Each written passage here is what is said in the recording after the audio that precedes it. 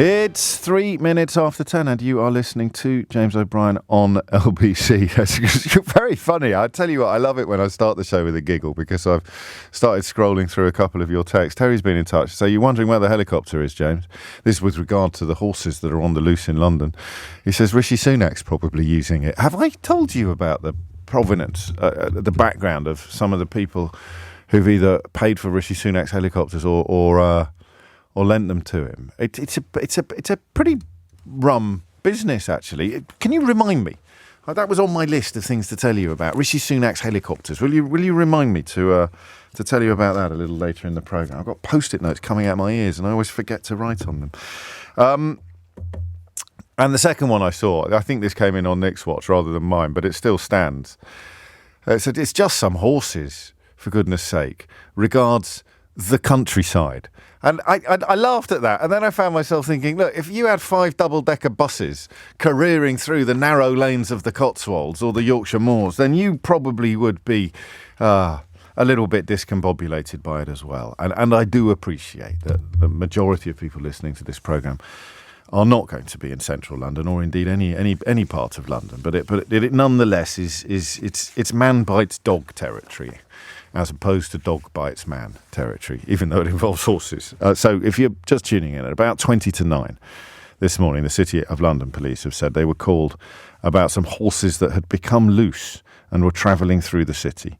Our officers have contained 2 horses on the highway near Limehouse, and we're waiting for an army horse box to collect these horses and transport them to veterinary care. It is believed that some are still on the loose, and we will. Well, Henry Riley's out there trying to catch one, so we'll catch up with Henry, the horse herder, a little later in the programme. I see these horses most days because I cycle to work at the moment. I don't know how long it's going to last. I'm not going to become a sort of holier than thou health evangelist. I think that's highly unlikely. But goodness me, it puts you in a good mood if the weather is nice. And as I come through Hyde Park, I see the household cavalry, and I think it's the household cavalry anyway. I see soldiers on horses every day. Yesterday I saw some Shire horses, which I presume go back to the First World War, don't they? You think of the Michael Morpurgo book, War Horse, and the magnificent National Theatre production. So they still have Shire horses. One presumes for ceremonial purposes. They're no longer dragging cannons around and the like, but tradition and ceremony, which of course is a large part of our heritage. 6 minutes after 10 is the time. They are just normal horses, writes Rena, innocent horses. And Alex says, shouldn't it be horse rides man as opposed to man rides horse? It's not quite horse rides man, but they are on the loose. And Ruby writes, it's typical of London. You wait ages for one horse to escape and then 3 escape at the same time. Listen, you have to hope, because a spooked horse is quite a dangerous thing. So you have to hope that this episode concludes with no damage or harm done to either horse or human. And the last word on this, it won't be the last word, will it? Nigel's been in touch. Nigel, what a lovely name, Nigel Honey. He says, are they ULEZ compliant, James, these horses? I suppose it depends what they had for dinner last night, or indeed breakfast, Nigel. But I think we should be told. 7 minutes after 10 is the time. This story upset me more than I expected it to when I read the headline. Pandemic school starters will do worse at GCSEs. And I kind of found myself thinking, well, every cohort of exam takers is judged against everybody else taking the exams at the same time. So this isn't necessarily quite as upsetting as it is designed to be as a headline. Teachers may well tell us differently in the course of the hour. But as I read further into the story, which draws upon a study published today by academics from the universities of Exeter, Strathclyde and the LSE, it looks at how school closures during COVID-19 hindered children's development at age 5, 11 and 14. And in some ways, it's the youngest of those cohorts that caused me the most concern. That's what I mean about the headline not really conveying the full detail of the story. Because they are suffering in every way. They're suffering academically, and they are suffering in terms of social skills, a particularly adverse impact on the academic and social skills of children in their formative years. If you are just starting school, if you started school during the pandemic, you will have worse GCSE examination results because of the prolonged damage wrought by school closures, according to this study. It's really sad reading. That's the word I use. It's not a word we use often on the programme, but it seems to fit perfectly here. It's sad reading. Researchers found that cognitive skills at age 5 are highly predictive of cognitive skills later in childhood. And girls aged 5 during the pandemic are 4.8 percentage points less likely to achieve 5 good GCSEs. So, they're relatively small margins, but big enough to be notable. Pupils who were 5 at the start of the first lockdown, how old do you think they'd be today? How easy do you find it to do the internal calendar on the lockdowns and the pandemic? It all blurs a bit in my brain. And I was supposedly reporting the news at the time. So if my brain has blurred, goodness knows what's happened to yours. I had to pin down precisely when that bit started and that bit ended, and when we couldn't go for a walk beyond a certain radius of our own home, and when we certainly couldn't do the months. But do you know, I'd struggle to do the years. I said to you now, if you were 5 when the pandemic started, how old would you be now? What would you say? Go on, say a number. Okay, yeah, all right, well, 9. So that probably would be a popular guess or a popular calculation. But fewer than 4 in 10 pupils come 2030 are expected to achieve grade 5 or above in English and mathematics. And normally that figure would be much higher. I've got a couple of questions about this. I think I want to look at social skills more than academics. And that's just one of the cohorts that they have analysed. They've looked at children at age 5, 11 and 14, children who were those ages at the beginning of the pandemic, 5, 11 and 14. And I'm interested in how the social skills have been affected, because I don't know how you know. I think teachers would find it easier to tell than parents, because parents don't have the tools really to determine why their child is behaving in a certain way. We took a call a couple of months ago from a lady who couldn't come on air, actually. Eleanor told me about it after the programme. And she was talking about children being nasty to each other. She was talking about the children arriving, this category of kid, the 5-year-old at the beginning of pandemic who's turned 9 now, arriving at primary school or working their way through primary school and just being a lot meaner to each other than previous generations of children would have been. And it struck me when we were talking about this earlier that a parent wouldn't know that.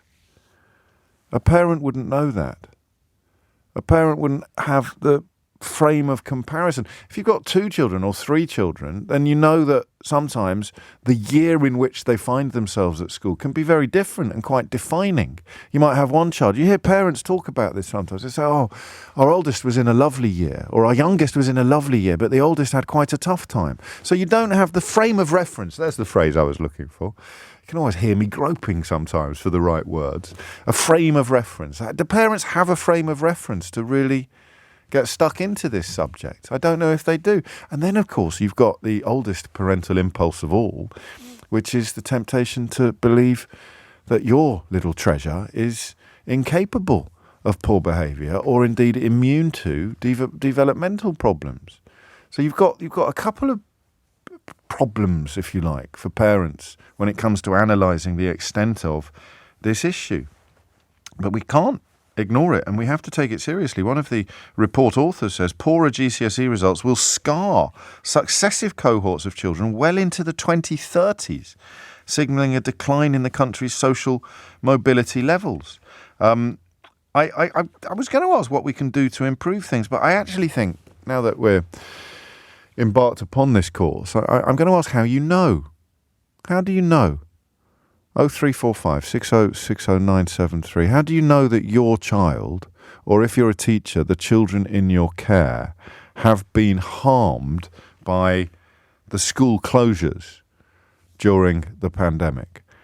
0345 6060 973 is the number that you need. What are you looking at? What are you seeing? What is the evidence that you would point to? Because they're quite vague terms, aren't they? Social skills. But if you say, I've been a primary school teacher for 20 years, and the kids coming through who were stuck at home during pandemic, and it's not just the kids who were stuck at home because the schools were closed, it's the kids who were stuck at home more than they would have been even though they hadn't started school yet. What are you seeing that you haven't seen before? Is it things like eye contact? Is it things like sociability, community, a sharing? I think we'll start young and possibly work our way up.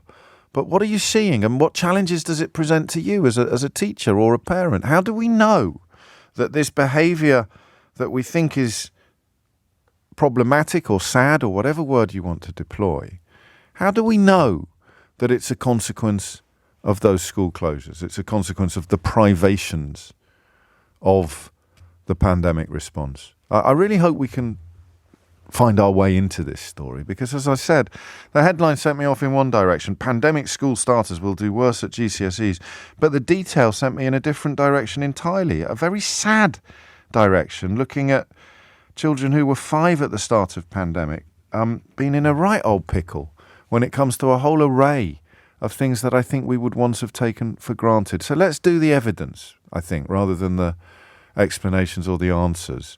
What do we see? What do you see that makes you think, do you know what, that this is actually different? And I can't prove causation. I can only show correlation. But I would be deeply surprised if the reason why these children are behaving in this way was not because of the privations they endured during lockdowns and school closures. So I know it's tough to tell sometimes about your own children, but you're either thinking now, yeah, that's it, James, I can help you with this, or you may be thinking, oh, goodness me, that's what it is. I hadn't clocked that before. Especially if you're one of those parents that's got quite a big gap between children, so you can compare a pre-pandemic childhood with a post-pandemic childhood, and you're going, good grief, that might be why. That might be why the little one is so different from the older one. It's 10:16.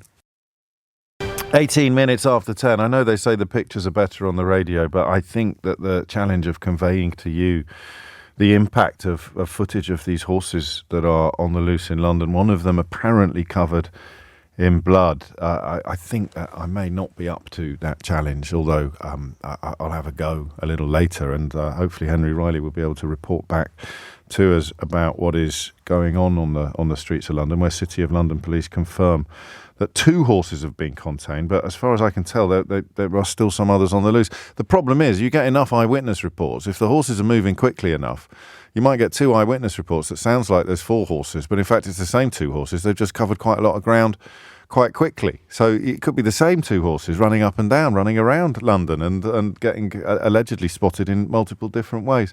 19 after 10 is the time. Children, social skills, pandemics, school closures. Christy's in Barnet to knit them all together. Christy, what would you like to say? Oh, hello. So I'm a reception teacher, have been for 9 years, etc. So COVID happened, the kids came back. Yeah. The year they came back, academically it was fine. Maths, literacy, they were reading. Obviously parents did things at home with their kids, like reading books, it's absolutely fine. Okay. However, there was a drop in making relationships. And we saw that quite significantly for 2 years after. Tell me what that means on the ground or in the classroom. What that means in the classroom is the children find it difficult to interact with each other. So, number one, people would say, well, no, that's because of their language. I don't have that. But we found, and I found, I've been a reception teacher for years, is that it's the confidence. They didn't have the confidence to interact with each other, to talk to each other. And it was very, and it really affected them, actually, because not only does it affect themselves, I had one child for the whole year that couldn't make any friends. He couldn't talk to anyone. And I was really concerned. I spoke to mum and dad, and I never ever mentioned the COVID thing. I gave them option. I gave them ideas. I gave numbers, and I said, parents, I said, make a group, have play dates, do that, get them involved. But what I did find was parents were very sceptical about it themselves. And they said, oh, no, it's COVID or COVID. I said, no, I appreciate that. However, this is the time now that we need to get our children back in there. And it's okay to play with other children. That's okay. But the children seem very nervous to do that. So not only is that learned behaviour of parents, that is for the fact that they have been stuck inside not being able to be along other children. Because for me, I work in a school. However, I don't teach nursery. I teach reception, but I'm a big advocate of nursery. How do we know that the child wouldn't have been like that anyway? Because some children are a bit solipsistic, aren't they? They're a bit they're a bit self-contained. Some children are very shy. How do we? I know we don't know, but what makes you think that is the link? Well, at the end of the day, we do home visits and reception. So we go to the house, they come to us, we kind of get a sense of what parents are like. I'll be honest with you, when you have a sense of what parents are like, that again is taught behaviour. If a mum is a bit off and you think, that's why a child is like that. However, being I can't imagine. You go double-handed, right? You two of you go for the home visits usually. Depending. I bet you gossip like the clappers on the way. I bet you. I'm not going to say that. I know you're not going to say that, but that has never crossed my mind before. I remember our home visits. I hope we weren't the people that you'd be mithering about in the pub afterwards. But no, we don't do that. We don't do that. No, of course you don't. Yeah, right. Yeah, pull the other one. It's got bells on. So go on. So you might have a hint that if a child is... Yeah, fair enough. Yes, but however, when you know, like, this has now been like 2-3 years and we still see it of a sense of, oh no, it's COVID, I didn't go nursery, you understand that, it was closed, everything like that. But the children are finding it so hard to just... And we have to model so much. We've modelled so much on how to play together. Like me and my teaching children to play together, which is not something you would have had to do before because they would have organically developed those skills. Well, there it is. That's a jackpot. Early doors in terms of what we're looking for this morning. My teaching assistant, all the time, I'm like, I want to use you. Let's do that. And we do a lot of that sharing, being kind, using kind words, what language you use, modelling sentences, because they were not sure how to do it. They were very nervous. I'll keep saying nervous because it was. They were very kind of like a bit shell-shocked. Oh, what do I do? What do I do? No, I hear you. I've got a lot of choice. The lad? How is the lad you started off talking about? Have you managed to help him a bit? Or? Well, the whole year he found it difficult, and I was concerned. Then, like I said, I had a link with a parent there, and I thought, she's very kind of close herself. Okay. But then I pushed the whole, come on, play groups, let's do that. She did that, and slowly but surely he's getting there. He is getting there, but again, he's very quiet. Yeah, very and quiet. That's part of the problem, isn't it? Because some children are very quiet, and they would be very quiet if we'd never heard of coronaviruses. But you, I mean, for the record, Christy, it sounds like you're a lovely teacher. It really does. Sounds like you really go the distance for the children, and to care about these sort of extra welfare issues is a voluntary decision to add to your already considerable burdens. 23 minutes after 10. This is from Peter. OMG, James, I think you're talking about me. My little girl is 9 and her emotions are up and down a lot lately, so I'm starting to wonder if these COVID years have had something to do with it. We were also a shielding family, so that might have affected us more. In other words, even more isolated. And I think Idiot's Corner for you, John, although it's not a slam dunk in the way that some are. John's decided to get in touch in response to some research that has been undertaken with great care and detail over a period of years by the universities of Exeter, Strathclyde and the London School of Economics. John's got in touch to say, what absolute balderdash. Every week of my early school days, I spent 2 or 3 days off school owing to asthma. My parents smoked 40 to 60 cigarettes a day. I sat at home reading books. When I was well, my interaction with other children never suffered, and in my teens I had dozens of friends of both genders. My work life didn't suffer, possibly owing to my different educational upbringing. I was commissioned by the BBC as a comedy scriptwriter. Some perspective, please.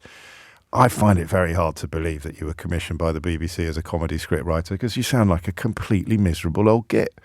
But you never know. Comedy can sometimes come from the most unlikely places. But guess what, John? If you'd never had a cold, right, it wouldn't mean that the common cold did not exist and that millions of people all around the world since time immemorial had suffered from the common cold. So your personal anecdotal experience does not sit on the other side of the scales to carefully considered research conducted by examining the experiences of thousands of children and then explained in great detail in an academic paper. What do you think this is, Brexit? 25 after 10 is the time. Nicola is in Manchester. Nicola, what would you like to say? Hey, James. So my son is 17 now. He's in lower sixth form, so he's in year 12.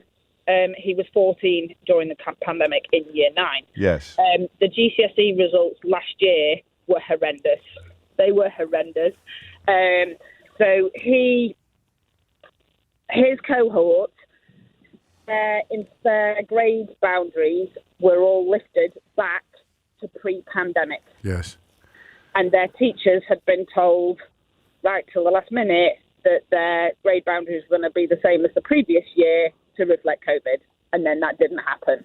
I remember this. It was a bloodbath. Yeah, and it was odd because I tried to explain this morning because if I was in charge, which admittedly would be a fairly terrifying prospect for anybody sensible, but if I was in charge, it seemed fairly straightforward to me that you'd just give. You'd spread the grades out, so you'd give the 9 or the A star or the whatever it is these days to the top 5%, and the next grade down to the next 5%. I'd just have done it like that. But then, of course, it means that someone getting a top grade this year wouldn't have got a top grade last year. So it introduces an element of unfairness. But I could live with that unfairness because of the damage the alternatives do to children like your boy. And the problem with it is that now he's in year 12 and he's expecting to do his A-level exams next year, is he has no faith in the system that his grades will be on him. And a lot of his friends feel the same. And socially, I would say, although it hasn't affected his confidence, I'll tell you what he's doing at the moment because I'm just on the way to pick him up. A lot of his friends find that they can't even make a phone call. Everything is done by WhatsApp or text message. Yeah, but that was always. I don't think that's the lockdown. That's not the lockdown. It's definitely worse. We don't know that. We don't know that. I can't be doing with voice notes. I can't be doing with voice notes. Someone sends me a voice note. In case you're wondering why I haven't replied, I'm not going to listen to it. I can't be doing with a voice note. Send me a text. So that's not because of lockdown. It's because I'm old and miserable. But he is. I tell you the other thing that's affecting the year 12 students, so the kids that were 14, is that now because so many people work from home, if you're looking to get work experience in a non-practical job, so in an office-based job, you cannot. It is nearly impossible. Josh has spent 2 years trying to get work experience, and he's now had to take 3 days off school this week to go to accommodate some work experience because it's been nearly impossible. So I'd never thought of that. So all sorts of things that are going unremarked and unnoticed. And just in case John's going to get in touch to tell me he once met someone who had managed to find some work experience, therefore this is all complete rubbish. Save your tuppence, John. Seriously, spend it on comedy writing lessons. Although I have to say, my good friend Nick Revel, one of the funniest people I know, has been in touch to say, point of order, Mr. O'Brien, all comedy writers are miserable gits. He does raise a valid point. Henry Riley is out and about. Here's a line I never thought I'd say on the radio. Henry Riley, LBC's reporter, has just spoken to a man whose Mercedes was hit by a horse. There are two things that strike me about that line. The first is, good grief. And the second is, if it wasn't a Mercedes, it would just say car, wouldn't it? Henry Riley has spoken to a man whose car was hit by a horse. But it was no ordinary car, Henry. It was a Mercedes. And it was a Mercedes people carrier as well. It was a very nice Mercedes with blacked out windows. This happened outside the Claremont Hotel, which is in Victoria, Buckingham Palace Road. And I've seen some footage from CCTV that someone showed me where there are 3 horses that just bolt towards this man's car and end up going into his windows. More on that in just a moment. But as far as we know, James, the latest is that there are potentially as many as 5 horses that are on the loose in central London, 2 of which have now been contained. City of London police saying they managed to contain 2 of them near Limehouse. The Met Police also saying that they are aware of this incident. Earlier on, I spoke with Tyne, who actually saw the event unfold. I saw the horses come charging down Lower Burgo Street here. One of the horses hit the Mercedes van and the rider that was on it fell back on this little... sort of middle bit of the road. The middle bit of the road there. And the other woman lost control of the horse and she managed to grab the railings. The other horse What was she bolted. dressed as, the lady who grabbed the horse? Was she in uniform? The Queen's Cavalry, yeah. The other horse charged straight down and hit one of the buses. Yeah. Smashed the whole front of the windscreen. Of the bus? Yeah, of the bus. And we've seen some blood on some of the horses. Yeah, the horses were injured, obviously, from the glasses from the that Mercedes. they'd broken. Yeah, the Mercedes and the bus as well. And did you see the soldier who got thrown off? Yeah, he was laying there on the ground and he looked like he hurt himself pretty bad. So, yeah, it was terrible. There's a little bay in between the two bits of road on Buckingham Palace Road, James, that's where the soldier was thrown off his particular horse. It's believed that was the white horse that ended up going into a Mercedes van, and there's some pretty distressing images online where that horse is clearly injured and clearly not in a good way, and the Mercedes van that has just left the scene has blood on it as well. So it's a very sad scene that's here just outside Victoria Station. Faraz was the man who was driving the Mercedes. He was parked outside the Claremont Hotel. He was waiting for a client, and he explains the moment where he realised what had happened. Could you just tell me what happened? So were you sat in the Mercedes? Is it your car? That's my car, yeah. I was just sitting in the car to pick my passenger.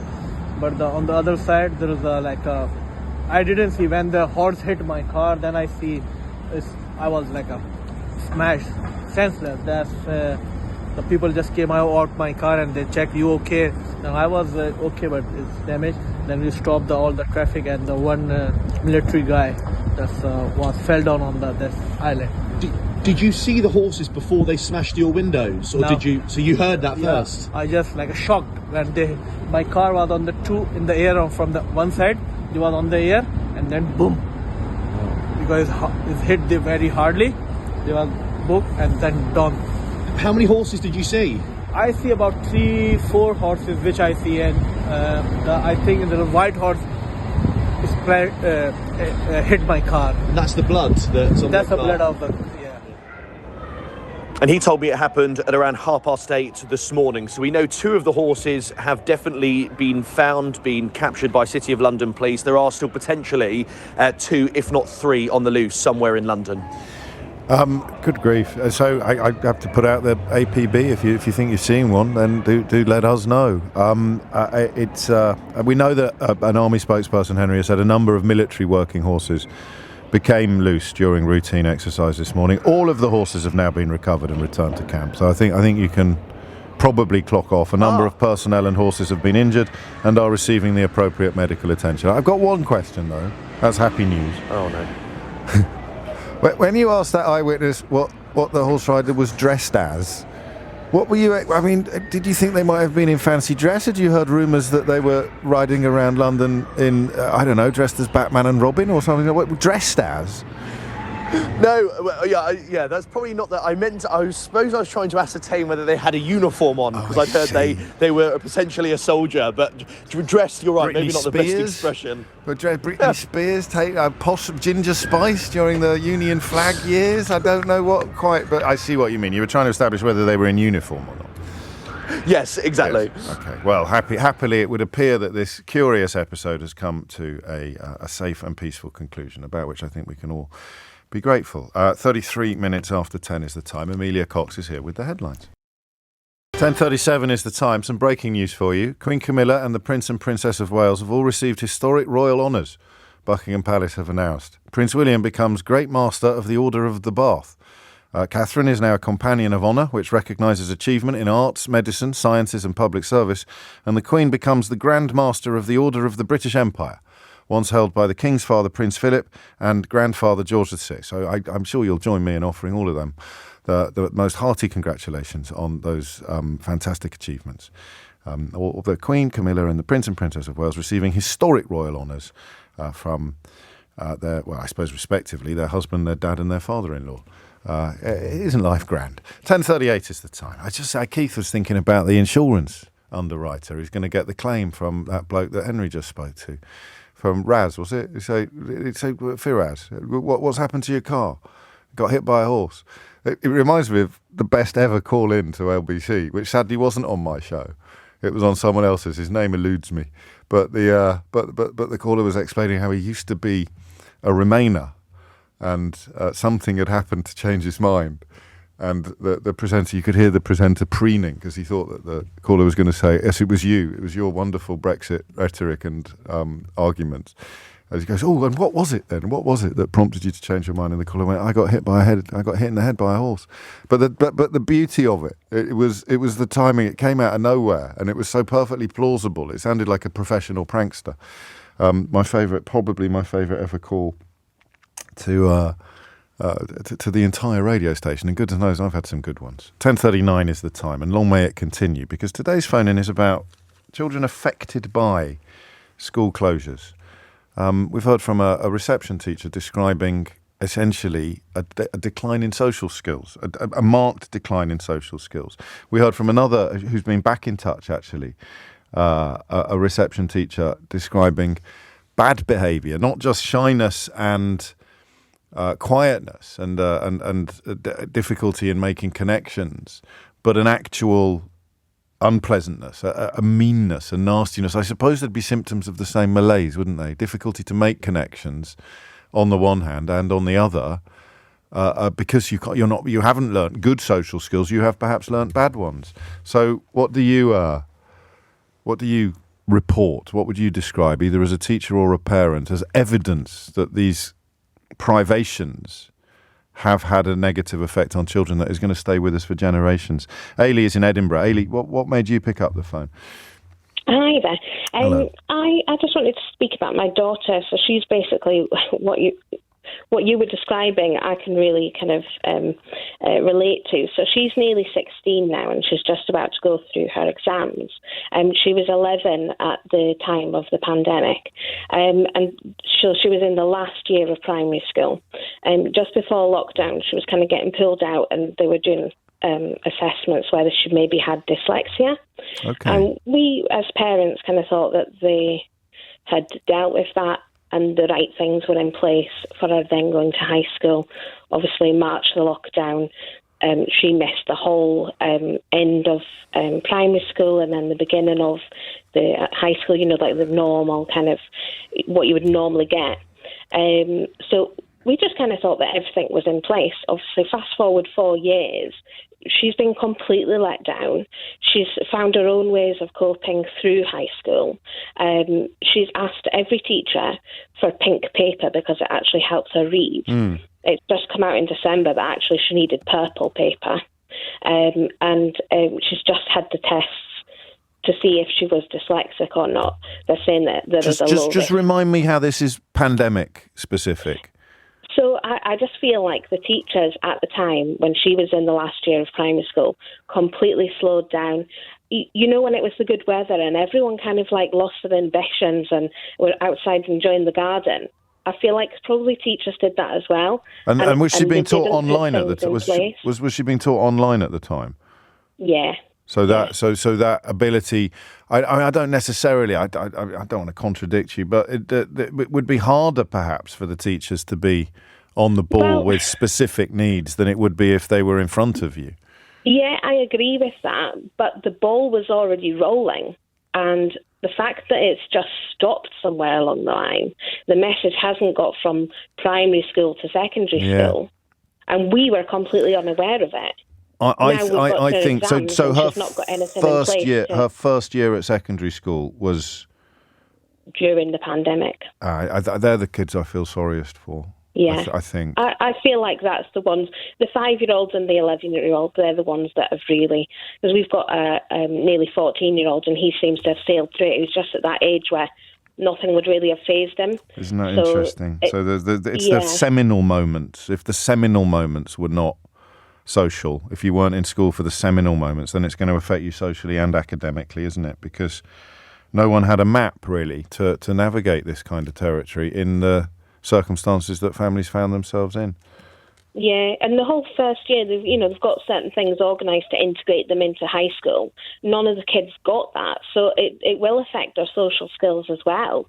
Like our daughter, she finds it hard with friendships and things like that as well, and I've got no doubt that is part of the Nor pandemic. have I now, I've got no doubt either, but neither of us could prove it, could we, in court? No, that's the thing, no, we can't prove it, no. But it's just sad that we're in this situation now where her exams are in next week, and she's not got the arrangements in place to help her. We just found out that she should have had 25% extra time in any assessment since the beginning of high school. And we found that out last week. Yeah, and again, you're not going to, neither of us could prove that was a consequence of pandemic experiences rather than a sort of broader malaise, but that doesn't really matter to her, does it? Because she has been let down. The whys and the whats of it are scant consolation. Another element of the research that's caught my eye is the idea that socio-emotional skills, which include the ability to cooperate with others, to show empathy, which I suppose brings us back to old John, describing it all as complete balderdash. So what you didn't realise, John, I'm sorry to pick on you, mate, but I for some reason I just found that the idea of a research involving the lives of 19,000 children who've suffered in an unprecedented fashion from measures that were brought in good faith and for, at the time, good reason, to prompt such a negative response to you is proof that you were actually damaged by the privations of your childhood because you lack empathy, you see.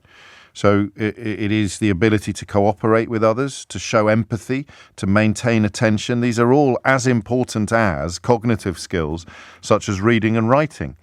And not just in life, but in achieving good GCSE grades and earning decent wages after school. This is heartbreaking in a way. If you have not developed socio-emotional skills, it will have a socio-economic impact. So tell me how you know what makes you fear that the school closures have hindered your child's socio-emotional skills. And that's where we come back to the teacher who told us a while ago about children not being very nice to each other, the lack of empathy, the lack of emotional literacy. 0345 6060 973 is the number you need. I don't know why. I wasn't being funny or anything when I pretended not to know who the presenter was who took the call about getting kicked in the head by a horse. It was Nigel Farage. There was no. Everyone's a conspiracy theorist these days. I just thought it would be funny to pretend not to know. But goodness me, so many people have got in touch. They say, "Why won't you say who it was? Why have you been ordered not to say who it was?" No, it was Nigel Farage. It was very, very funny, particularly because the more pompous you are, the funnier it is when your pomposity is pricked by a prankster. Try saying that when you haven't put your teeth in. It's one of those things that you haven't really worked out yourself before, but it's blooming obvious when you think about it. Of course, socio-emotional skills are going to have an impact upon reading, on achieving good grades. It's why, as Mohammed points out in a text, it's why we do those books with our children. You know, the Ladybird books or whatever the modern equivalent is today. It's not just teaching them to read, it's teaching them how human beings behave towards each other, isn't it? And in some ways, teaching them kindness. It's why the narratives often have a moral to them, and the idea that if you haven't picked up those lessons, then when you get to school you are going to suffer in a variety of ways is one of those things that becomes more obvious the more you think about it.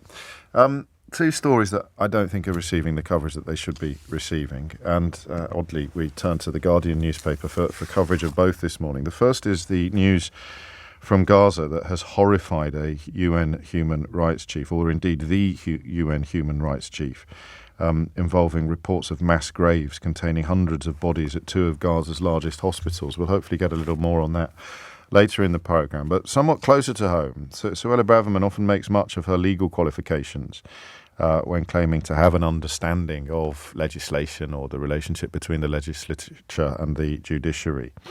All the more surprising, then, that a High Court decision has described three of her decisions, or one decision about three recommendations as unlawful. If I tell you that Amelia Gentleman is on the line to talk to us about it, you could possibly guess that it is going to involve the Windrush scandal, or as her book was called, the Windrush betrayal. It just doesn't go away, Amelia Gentleman, does it? The sense that there is not just an absence of care for the victims of the Windrush betrayal, but also an absence of appetite to redress properly. What's this latest development? Yeah, you're absolutely right. It doesn't go away. It's almost exactly 6 years this month since Amber Rudd, the former Home Secretary, resigned over the Windrush scandal, since Theresa May apologised and promised to redress the wrongs done to thousands of people who were living in the UK entirely legally, but who were wrongly classified as illegal immigrants by the Home Office.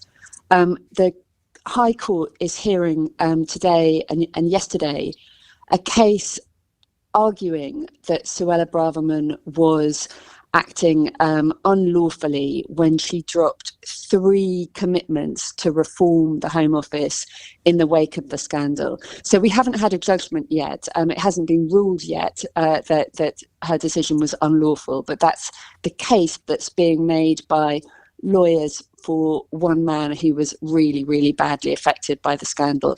And also lawyers acting for Unison and the Black Equity Organisation, which is supporting this claim. But it's true that there was kind of 2 scandals almost. There was what happened to thousands of people who were either arrested or detained or wrongly deported, or who lost their jobs as a result of being classified as illegal immigrants. But then the second scandal, which has unfolded slowly over the last 6 years, has been this this kind of mismatch between the very, very clear promises for redress and to do right by those affected, and the sort of failure to meet those promises. And I think we've talked before about the difficulties with the compensation scheme, but this is looking specifically at 30 pledges to completely reform the Home Office that Priti Patel, when she was Home Secretary, accepted. Yes. And then that Suella Braverman, when she was Home Secretary, decided to step away from in part. And that the High Court action is looking at 3 pledges that Suella Braverman decided to abandon. Did she ever account for her decision, Amelia? No, and actually, I think that's likely to be gone into in some detail in today's hearing at the High Court. The lawyer acting for the Home Office yesterday said that the government wasn't legally obliged to implement these promises, and that you can kind of evolve in your decisions about policy making.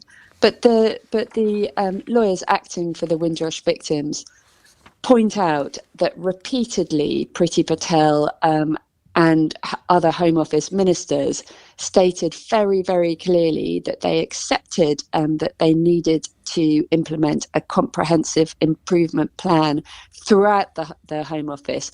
Priti Patel said on several occasions that she wanted to make the Home Office a more compassionate, a fairer institution that understood that immigration and the decisions made within the Home Office involve and affect individual human people, and that attitudes needed to change. And this I think is why there's so much interest in this case, because although those commitments were given repeatedly to the Windrush generation, to the people who were victims of the scandal, it became obvious as the years went past and not that much was happening to the civil servants who were working on the programme, that there was a mismatch between what ministers were saying and what was actually happening. And one of the most fascinating bits of the case yesterday was, sorry about the beeping on the line, was when one of the lawyers pointed out that a civil servant had said that they needed to clarify actually what the department was doing, otherwise they would be in breach of their code of honesty. Why, of the 3 recommendations, which I'll just briefly describe, one to commit to a programme of reconciliation events so that the victims of the Windrush betrayal could be reassured by senior Home Office staff and ministers that their plight was being taken seriously and that the measures to restore some semblance of justice were underway, and so that the staff and ministers could properly understand the impact that the scandal had had on the lives of the victims. And then there was the removal of the decision or the abandonment of the decision to appoint a special commissioner who'd be responsible for identifying the sorts of concerns that could lead to this kind of scandal and act as an advocate for the victims of it. And then there is the decision to change the remit. She declined to change the remit of the independent chief inspector of borders and immigration with a view to giving that role more power.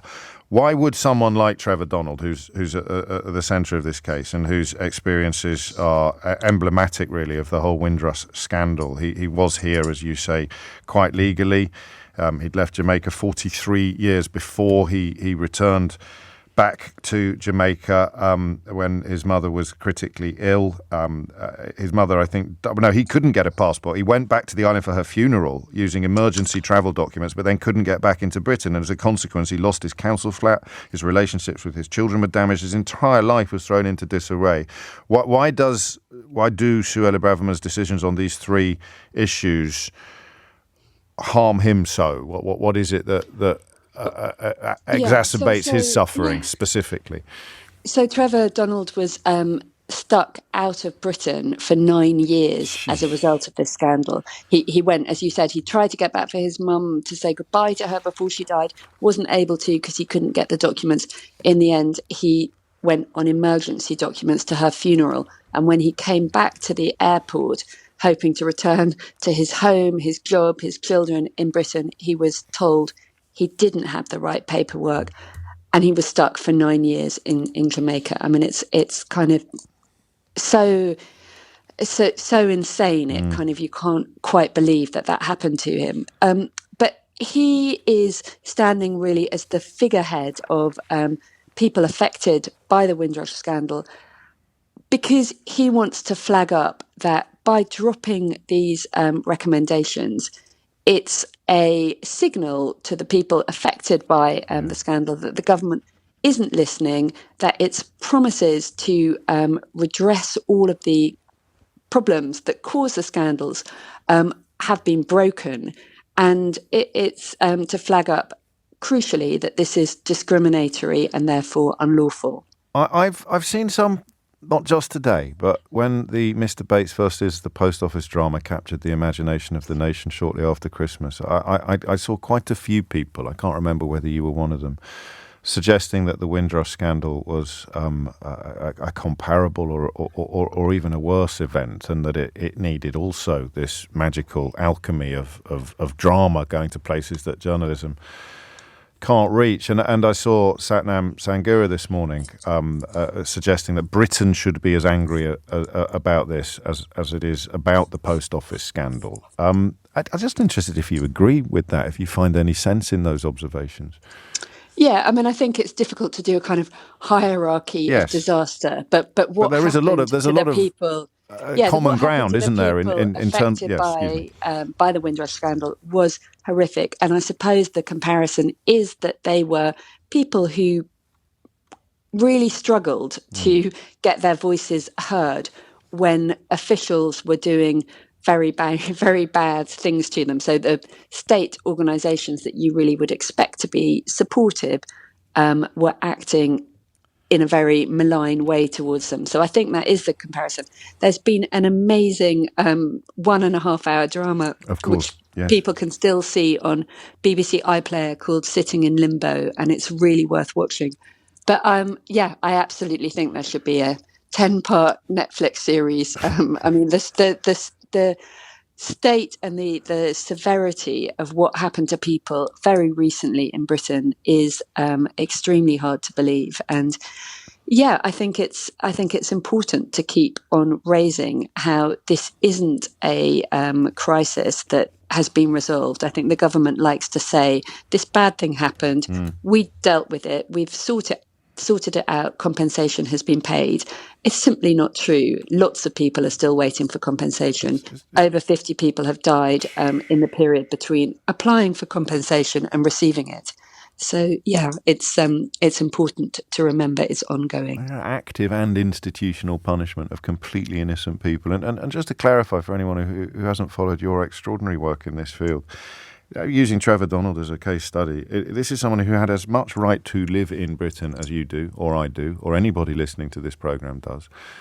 And he went to a foreign country and then couldn't get home for 9 years. And he wasn't alone. I mean, I've spoken to many people who... 9 years? Yeah, it's just beyond heartbreaking. It really is. We should watch the case with interest, and thank you for correcting my error at the beginning there. Schoolboy error, indeed. Reading Braverman dropping Windrush measures was unlawful, court told, as opposed to court has found. We shall await the verdict, of course, with great interest. A media gentleman, reporter at The Guardian and author of The Windrush Betrayal, exposing the hostile environment. Thank you. It's 11:01. 5 minutes after 11 is the time. We're going to have a tricky conversation now. It is prompted in part by the continuing absorption of yesterday's tragedy when 5 people were killed trying to cross the English Channel in a small boat. The phrase crushed to death, forgive me for introducing that to you today if you weren't already aware of it, the phrase crushed to death began to appear in the coverage a little later yesterday, and the circumstances in which people abandoned the boat before the French authorities. It's hard to know what verb to use. Nick had an interesting phone in this morning about what they could have done differently. I think built upon the idea that there's not an awful lot you can do in those circumstances, but the French authorities allowed the boat to continue its crossing after these deaths had occurred and after about half of the original passengers aboard, if that's the right word to use, had quit the vessel. The remaining ones refusing to voluntarily return to French land, refusing to return to land. So the question that I think doesn't get talked about enough, I think it's been hijacked. So a little reminder yesterday, I don't know how much footage you saw of the violence on the streets of London, including an attack upon a police horse. Nothing shows your dedication to patriotic values than wrapping yourself in a Millwall flag and attacking a police horse on a Tuesday afternoon in London on St George's Day. But a little reminder yesterday of the hijacking and co-opting of the flag of St George by the far right in the 1970s and beyond. I think that pendulum has swung back now. I think that's been reversed. Nice to see Rishi Sunak handing out cupcakes with the Red Cross on them on his prime ministerial aircraft yesterday. I haven't forgotten about the helicopters, by the way. I'm just building up a little bit more tension on that story. 4 headlines I will read you. And I'd invite you, although I've kind of given away the answer, to guess what the subjects of all 4 headlines have in common. Keir Starmer as well using it. Keir Starmer as well using the flag of St George to whip up a little bit of patriotic fervour for good or for ill. I quite like that behaviour. I don't like the way that it's philosophically quite difficult to be proud of your country without believing that it's better than other countries. Philosophically difficult. I don't think it's emotionally difficult. If I'd been born in France, I'd be proud of France, but I wasn't. I was born in England, so I'm proud of England. And I was born of Irish stock and adopted by an Irish man, so I am proud of Irish heritage as well. I take more pride. I think it is the almost... what would you call it? It's the genealogical equivalent of hearing your hometown on the radio and paying more attention to the story because it involves your hometown than you would do if it involved a town you'd never been to. So you hear Kidderminster, for example, on the radio, and your ears prick up if you are from Kidderminster or if you have a connection with Kidderminster. I just understand English literature better than I understand German literature. I don't know that I could make a strong case for arguing that Charles Dickens was a better author than Fyodor Dostoevsky. I don't know who is qualified to argue that Charles Dickens was a better author than Dostoevsky, or indeed vice versa. But if it kicked off, if Dickens raised his standard on Hampstead Heath and Dostoevsky raised his somewhere else, I'd probably muster for Charles Dickens. I'd go into battle for Charles Dickens. It's the same with Shakespeare and Chekhov, or Shakespeare and Ibsen, or Shakespeare and I don't know. Come on, think of. I'm trying to think of a French drama. Molière, Shakespeare and Molière, whoever it may be. It's an impulse. An impulse.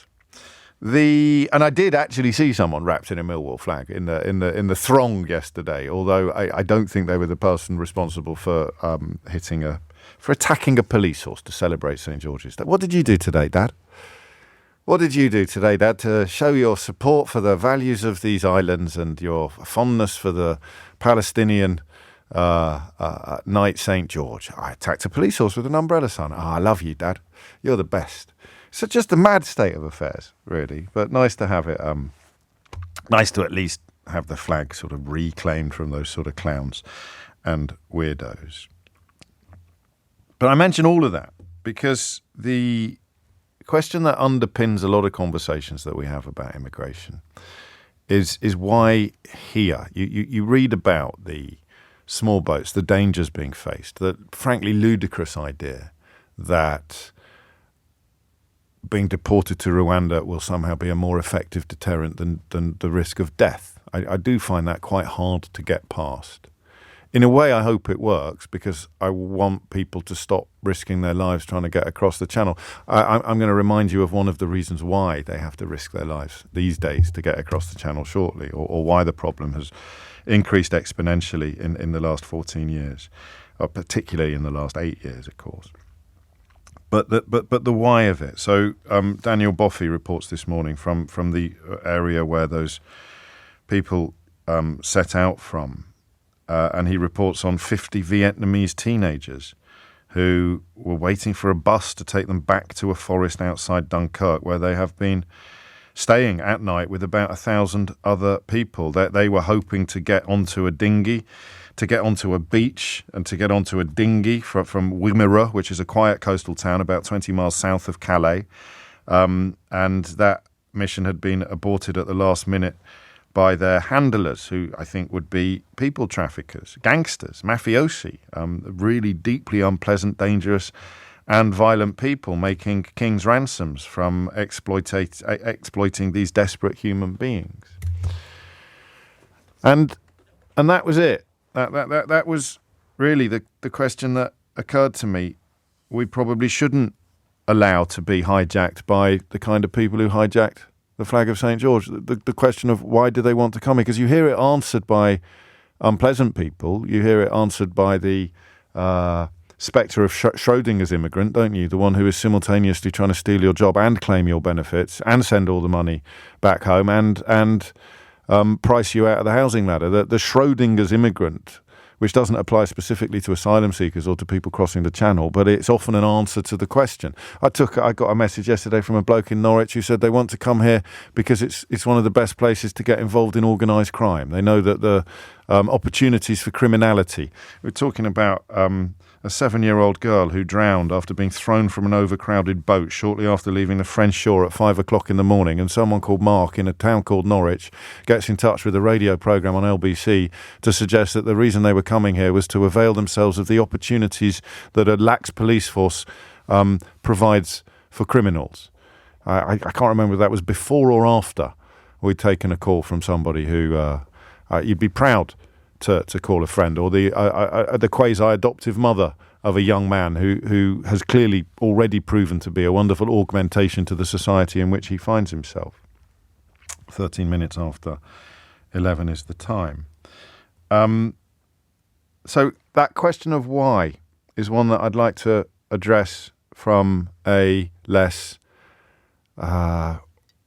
binary position. There's a great headline here. England is hope. That's why people risk everything to reach the UK. It's mad in a way that we spend our time surveying the damage that's been done to these islands by 14 years of Tory rule, by the idiocy of Brexit, by the promotion of supremely incompetent and unpleasant individuals, whether it's Jacob Rees-Mogg and Suella Braverman or Grant Shapps and Honest Bob Jenrick, the damage that has been wreaked upon our country by the combination of intellectual and moral corruption and the subsequent promotion of epic incompetence. Oh, well, reminds me, the paperback of How They Broke Britain, which details all of this in forensic detail, is out tomorrow. I'm very proud of that book, very proud of its success, but I will be delighted to see the paperback do as well as the hardback. So I do hope if you haven't read it, you will get stuck into it, although it's not pretty reading, because it describes a country that has been brought to its knees by a combination of incompetence and awfulness. Lee Anderson can become deputy chairman of the party of Winston Churchill in this country, in this ecosystem. So we spend our time mourning the loss of values, mourning the loss of economic strength, mourning the loss of freedoms, mourning the loss of integrity, professionalism, accountability in public life, remembering the days when a minister caught doing something wrong would resign. And they're not that long ago. Amber Rudd is an example of a minister resigning because of mistakes made in her department on her watch that she wasn't ultimately responsible for. You can be optimistic that things can be restored almost as quickly as they were destroyed. But think of, off the top of your head, any example of how bad things have become, whether it's anything almost that Boris Johnson did, and he, of course, continues to enjoy the support of huge swathes of the right-wing media, or whether it is that attempt led by him and Jacob Rees-Mogg to rip up the rule book when one of their mates, Owen Paterson, was caught breaking the rules. So corruption is the only word you can use to describe that approach to rules, to moral codes, to decency, to ethics. And yet we remain a country that many of us who live here are very proud of. I don't buy into that. I used to be proud of this country, but I stopped being proud when the Rwanda bill passed. I'm not going to let the people who passed the Rwanda bill rob me of my pride in my nationality. But we do spend an awful lot of time detailing the decline, detailing the demise, while ignoring the fact that it is still a destination of choice, a destination so attractive to desperate people that they will risk their lives to come here. And there is a logic to the question of why you don't stop in one of the places on the way. There's a logic in it. Again, it's something that's been hijacked by nastiness. It's been hijacked by lies and nastiness. The lie is that you are required to stop in whatever safe country you reach first. Just think for a minute about what that would mean for Ukrainian refugees, for example. They'd all have to have stayed in Poland. And what would that have done to Poland? Have a look at how many refugees, for example, I think it's Saudi Arabia holds, the countries nearest to the exoduses in the Middle East, provide some form of shelter and support to refugees on a scale that European countries can't even imagine. But Germany took in 1 million Syrians during that war.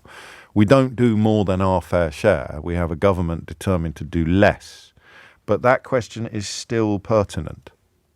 You know, we can't allow these conversations to be hijacked by the far right, or indeed by people who pretend not to know what far right means. We can't, which means sometimes you've got to have them yourself. And if you're having the conversation yourself, you've got to introduce the uncomfortable element of it, which is the belief that if you were sitting in a tent in Calais, you think you would try to make a life for yourself in France, rather than get in a dinghy and risk your life to get to England. So that is the question. Why does it happen? Knowing the risks of death, why does England remain, and you can't even say a more attractive destination, because there are thousands of people who have settled in other European countries. That's why I mentioned Germany and the Syrian example, which the usual suspects predicted at the time would see Germany descend into civil war. Still waiting for that to happen. But there is that question. England has made itself. The politicians have tried to make England so unattractive and so dangerous that there is a logic perhaps in wondering why people persist in wanting to come here rather than all of the other places that they could apply for asylum. And that's what I think we should try to answer. So if you did come here, perhaps as an asylum seeker, perhaps via unsafe and irregular routes, why? 0345 6060 973. I kind of need help with this. So I can speculate, I can recall, I can relate things I've already heard, but really the people that I need to hear from today are people that wanted to come here above all other countries. And the reasons might be quite prosaic. It might be that your uncle was here, your only surviving family members were here. The language could be part, but the challenge of understanding why is a challenge that we shouldn't balk from. It's coming up to 20 past 11. You're listening to James O'Brien on LBC. So England is hope, is what Daniel Boffey on this beach in Calais was told by a young Vietnamese teenager desperate to make the journey.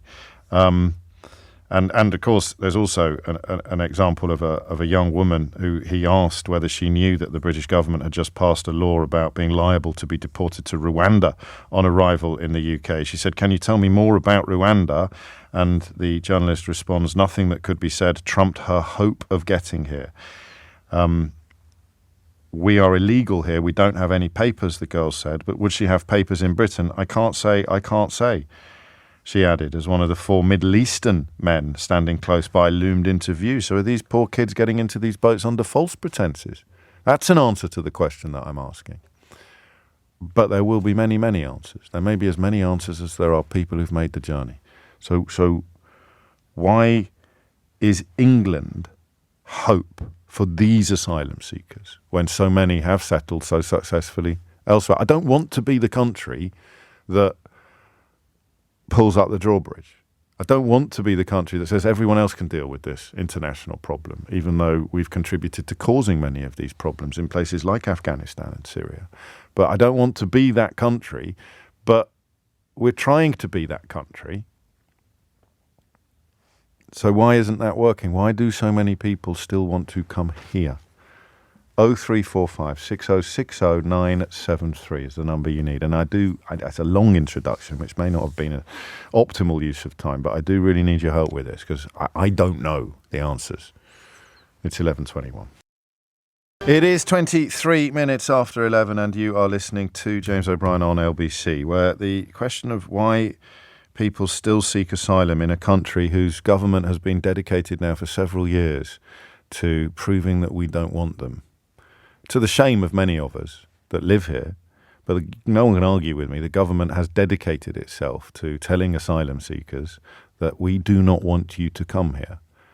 Not only are they risking their lives to do so, but they are not heeding the poisonous messages from the likes of, well, I used to say Nigel Farage, and now I have to say Rishi Sunak, and everyone in successive Conservative governments who've passed legislation to make it impossible to come here safely and legally for huge numbers of people who still want to come here unsafely and illegally. Why? Sian's in Halstead. Sian, what can you tell us? Hi, yes, Hello. I'm part of a voluntary group who work at Wethersfield Base, helping asylum seekers to learn English, conversational English. And we've been doing it for several months now, and so I can tell you something about why people come, although we don't directly ask them at any point. No. But what we hear is that almost every single person is from a war-torn country or one with terrible famine. And they've suffered a great deal. For instance, one guy I know is a Syrian, and he's been under the control of the IS for a long time, and his family still are. And he's moved from one country to another in the Middle East trying to settle. And in fact, he was sent to Rwanda. From Israel, and then managed to get back and get over the Mediterranean afterwards. And there are lots of stories like that. They've had terrible journeys here. They've suffered a great deal. They're very worried about their families because they're mostly in war-torn and poverty-stricken countries with not enough food, and they feel desperate to try and help them if they can. So that's the sort of things that get people here. And the reason they choose England or Britain is for two main reasons. Is they either speak language or they have family here. The other thing is that they are often almost all from countries that we've controlled in the past when we had an empire.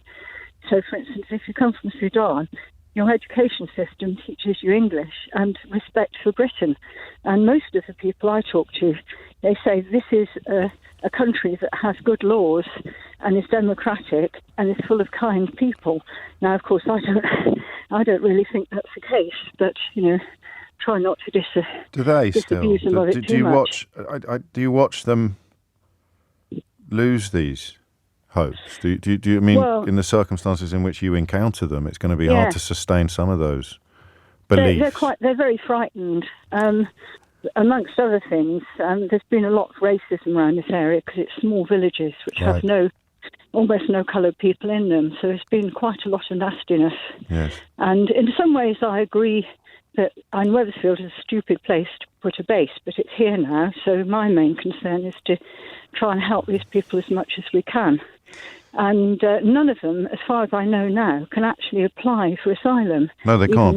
Not would, if they've come via the irregular routes. That's it. I mean, so that number's just going to get higher and higher and higher and higher. They're left in limbo. Yeah. So is it hope over expectation? Is it people will be telling them on the other side of the channel that you will be fine and that you will be able to apply? So the message hasn't filtered through. Most of them didn't know about the Rwanda thing before they came, and they say that people still don't.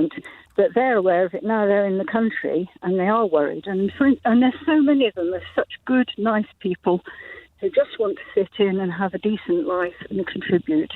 And a lot of them have massively good skills. Like, for instance, yesterday I was talking to a professor of economics who spent his life not only lecturing in Sudan but also doing humanitarian work. And he had to flee because he was threatened. His life was threatened by the regime while he was actually at a conference in Geneva on the rights of refugees, so he couldn't go back. And so there are lots of people like that who would be very capable of settling down in our society and being an asset because they believe in things like democracy and the rule of law, and they just want a quiet life. And now they're going to be stuck. And in Wethersfield, there's over 500 still stuck on the base, surrounded by barbed wire, which makes them frightened. And it also turns out to be a gun club nearby. So initially when they come, they think, oh, there's shooting around here. Good Lord. Why do you do it? Why do you do it, Sean? Oh, because I love it. It's a delight to be able to teach people some English. They're so keen to learn. They're such kind and polite people, and so from a selfish point of view, I just really enjoy it. But it's on my doorstep, and I really think that people need some help to settle in a new country. I don't want them to stay in that base. The base is improving a bit, and there are now some things to do there. But initially, when they were put there, conditions were not good, and there was absolutely nothing for them to do to take their minds off the situation. And so we actually have really enjoyable, fun sessions helping teach English and about England in general. We all have a lot of fun. And, well, that's nice to hear, and it's fun in the face of adversity, really, because the country that these people think that they are heading for doesn't currently really exist, except in the hearts of people like you, I suppose. Yeah, and but we do see people getting depressed and anxious because they now wonder what on earth is there hope for them, and what is the government going to do in the end? Is it going to set up more of these huge camps? I honestly gave up this week thinking that there's any logical answer to any of those questions. They're just hoping that they can do a kind of UKIP type bonfire and then benefit from the flames that start burning in the hearts of people who normally end up in Idiot's Corner. There's no plan, there's no statistical or logical basis to what they've done. There's no plausible likelihood of any of the things that they're promising will happening. And of course, the only way in which success in their eyes can be achieved is by making this a country to which the people you've described don't turn, and you've described them with your experiences as turning to this country because it is perceived as valuing the rule of law, valuing humanity, being decent, and of course also being the place that is a form of mothership for experiences in former colonies or former provinces, or all of which in a logical universe would solve the riddle. But of course, when it comes to xenophobia, racism, immigration, demonisation of immigrants, of course, you couldn't be in a less logical universe. Thank you, Sean. It's 11:31. Amelia Cox has your headlines. 33 minutes after 11. I mean, sometimes truth is quite hard, difficult truths. You have international refugee crises and the likelihood of them becoming more urgent is high. That people fleeing climate change already, but that's only going to get worse. Oddly, people most passionately opposed to refugees in this country often seem to be the people most passionately committed to climate change denial, both in public life and in private life. It's a strange thing to witness. But if you are going to address the problem, I think you need to do so cooperatively and internationally. You do so in recognition that many members of the population don't like the idea, they don't like the principle, and one way to appease them, if that's the correct word to use, would be to point out that your country is not shouldering more of this burden than other countries are. We've gone down the opposite path in the United Kingdom, where we have elected to seek to become the least attractive destination for asylum seekers in Europe, or certainly in comparative countries. Part of that is choice. Part of it might be necessity. David Cameron, a rare occasion where a journalist has actually asked him questions he should be asked on a fairly regular basis. Well, someone did. Hand on heart, if this had come up when you were PM, would you have gone for this policy? Well, we had a totally different situation because we had a situation where you could return people directly to France. Now, I'd love that situation to be the case again. That's the most sensible thing. People land on a beach in Kent, you take them straight back to France, you therefore break the model of the people smugglers. So shouldn't you be trying to get that? Well, that's not available at the moment. It's simply not possible because at the moment. Because of Brexit? Well, because of the situation we're in, because of the attitude of others and all the rest of it. It's not available at the moment. So you've got a choice. Do nothing. That is the Keir Starmer choice. Talk about it, talk about faster processing, talk about this, but ultimately do nothing. Or you take innovative action to say, if you come to Britain illegally on a small boat, you're not going to stay. So therefore, don't come. That's the choice. Worth listening to that again, because the point I often make to you about the inability to fix the problems of Brexit without admitting the problems of Brexit couldn't be better embodied than in a man who caused it and now is Foreign Secretary. Hand on heart, if this had come up when you were PM, would you have gone for this policy? Well, we had a totally different situation because we had a situation where you could return people directly to France. Now, I'd love that situation to be the case again. That's the most sensible thing. People land on a beach in Kent, you take them straight back to France, you therefore break the model of the people smugglers. So shouldn't you be trying to get that? Well, that's not available at the moment. It's simply not possible because at the moment. Because of Brexit? Well, because of the situation we're in, because of the attitude of others and all the rest of it. It's not available at the moment. So you've got a choice. Do nothing. That is the Keir Starmer choice. Talk about it, talk about faster processing, talk about this, but ultimately do nothing. Or you take innovative action to say, if you come to Britain illegally on a small boat, you're not going to stay. So therefore, don't come. That's the choice. Yeah, and how else can you come here then, Dave? I'll wait. Jackie even is in Paris. It says Paris, France here, which is helpful because you could have been in Texas. Jackie, what would you like to say? I could have. Hi, yeah. Right. Well, I don't know if I can put it as eloquently, hi, James, second-time caller, as Sean before you, but I did also work. I worked in the camps in Grand Sainte, which is near Dunkirk and Calais, and I worked up there for 2 years and worked with organisations. And I just want to say then they were not all refugees are trying to get to Britain. No, I know. The ones that are in the camps in Grand Sainte and Calais, it's the end of the road for them. They're the ones, that's the last stop before Britain, but they're the ones that wanted to come. They're the ones, like you said, and like your callers before said, when you're culturally, or you may have family, a lot of Iraqis, Afghans, we would see mainly those people because they had family ties in Britain. They had cultural ties, they had historical ties, language. And as we know, that's their only way to get in was on the boats.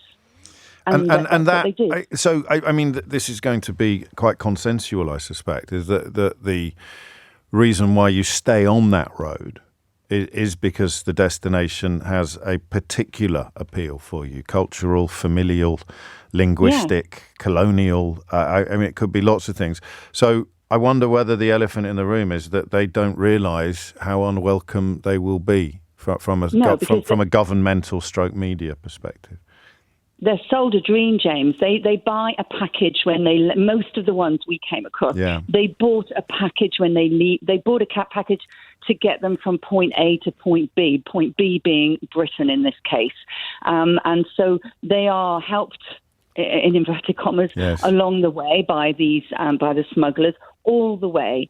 And then the last stop, and I saw it, and it's heartbreaking.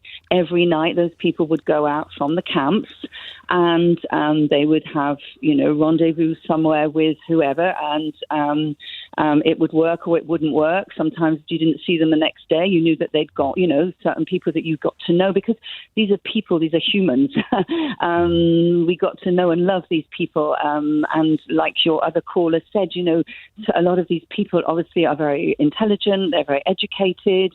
If we were to be brutal, that there would be a form of natural selection in play in this process. I mean, really, really brutal. In that, the weak and the vulnerable wouldn't be able to make these journeys. You're going to be possessed of. I mean, it's why a family in Syria or a family in Afghanistan won't send grandma.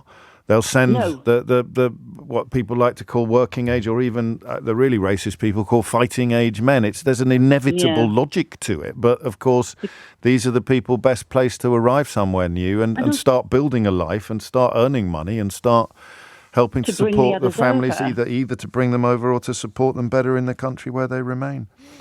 Exactly, and they can only afford. Usually, I mean, they pay a lot of money. They club together, and then one person, the most able person, will be sent on that journey. And I mean, you can imagine. And like your other caller, you meet some incredible people. And even I worked with Utopia. I don't know if I'm allowed to say their name, but Utopia, who also help. We also help people that to help them when the ones that stay in France, because unbelievably there are actually ones that stay in France. Well, I mean, more I think per capita than make it here. I'm struck by the possibility that this new policy would work. I mean, whether we wanted it to or not is moot. But if everybody in these camps were to be persuaded that, Denise has been in touch to complain about her taxes and we've got to send these people back. Denise isn't clever enough to answer the question of where we're going to send them back to, if it's a war zone or somewhere where they'd be strung up by the Taliban or fall back into the clutches of ISIS. But that's the cross that Denise has to bear. If these people could be persuaded that the UK was full of people like Denise, would they stop coming?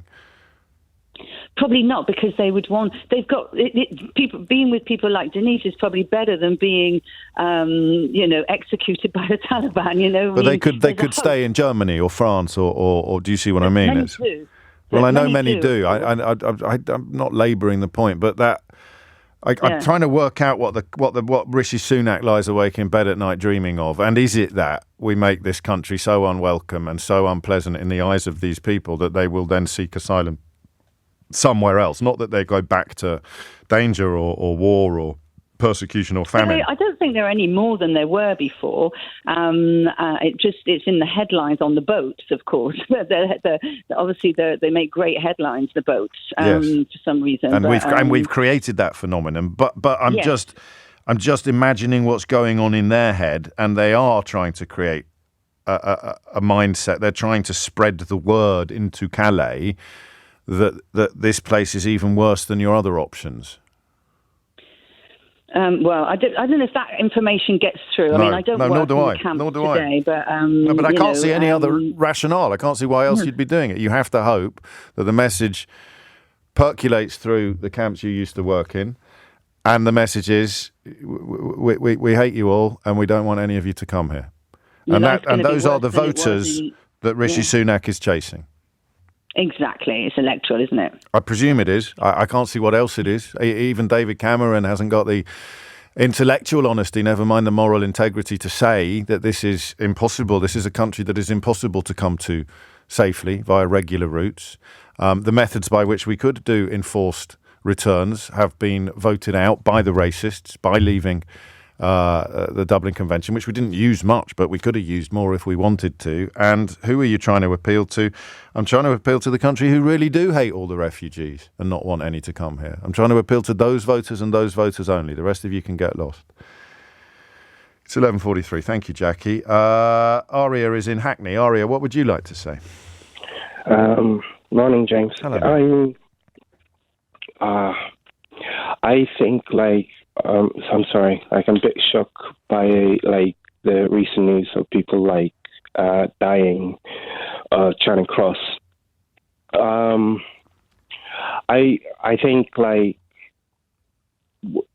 we are failing as people, and our humanity is hanging on a cliff in relation to how we talk about people that are crossing. Yes. And there's so much that is assumption, and there's so much as fear that is attached to this. And for the last decade or so, the Conservative government, our government, have been feeding this beast. And I think there's a lack of understanding that the people that are crossing, they have dreams and they have hopes. And people go where their dreams and hopes they can build from. And most of other European countries, whether it's Italy, Holland, or France, is contrastingly different. The playing field in terms of opportunities that people can access, whether it's education for their children, or whether it's jobs, and to build. If you're a human being and you're fleeing from war or persecution, the thing that you want to do is go to the place that you would be safest.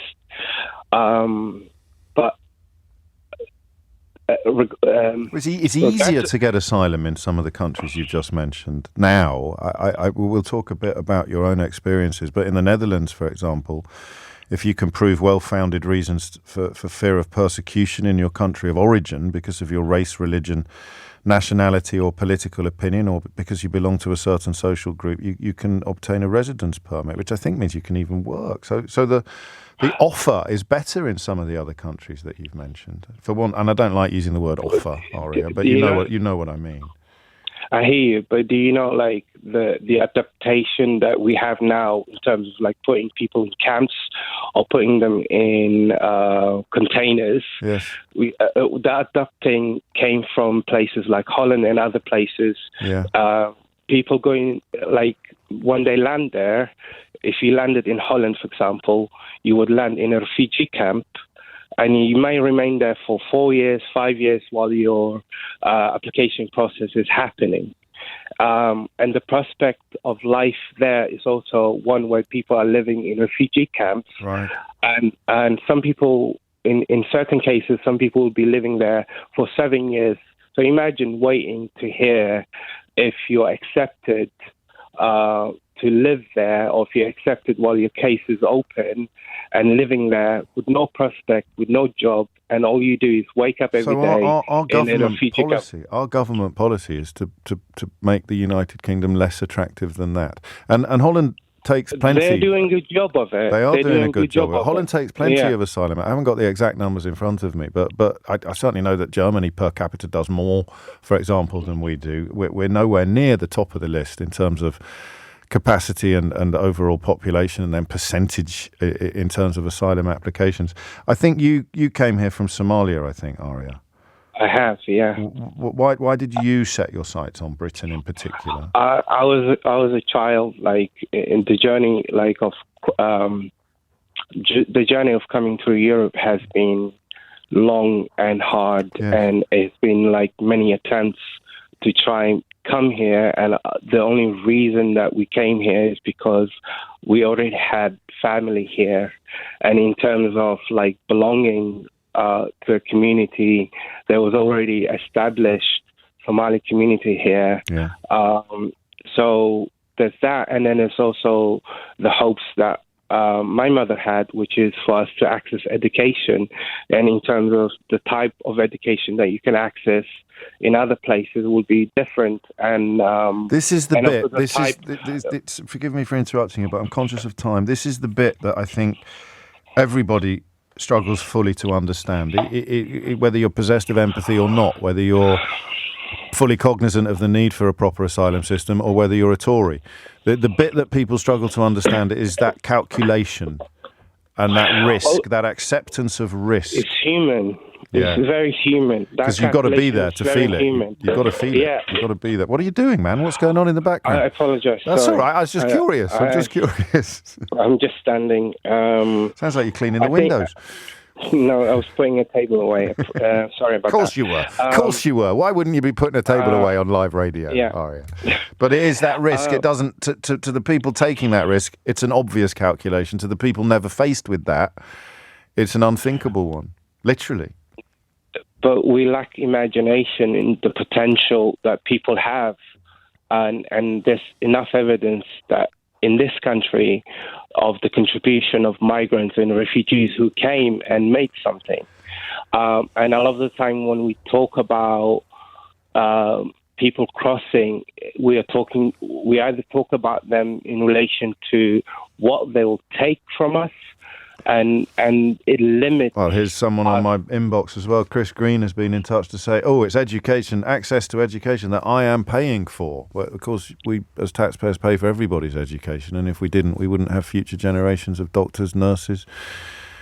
Every single, name a profession, it's a consequence of education. I think that's a narrow point of view because it's very generous of you. I've worked and I've been a taxpayer. At the moment, I'm not working, but I've been a taxpayer and I've contributed to this country.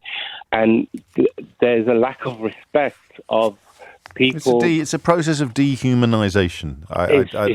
And unfortunately, it gets dressed up in self-interest, or it gets dressed up in economic concerns, legitimate concerns they like to call them. And it is also the case that there is not a single country on the planet that could take every single bona fide, genuine asylum seeker on the planet, but the solution is to cooperate, or, in the minds of the current iteration of the Conservative Party, to become the least attractive destination of all the available destinations. And, I suppose people like Chris Green make their contribution to that, whether explicitly or implicitly. They help turn the country into one of the least, or ideally the least attractive destination for someone fleeing war, or worse, someone fleeing persecution. This needs to be the least attractive place in the whole world for them. That's the only way we can make sure that we don't even have to do a fraction of what could be loosely described as our fair share. Most arresting headline of today, for me, not actually the England is hope risking everything to reach UK, which we've just been talking about.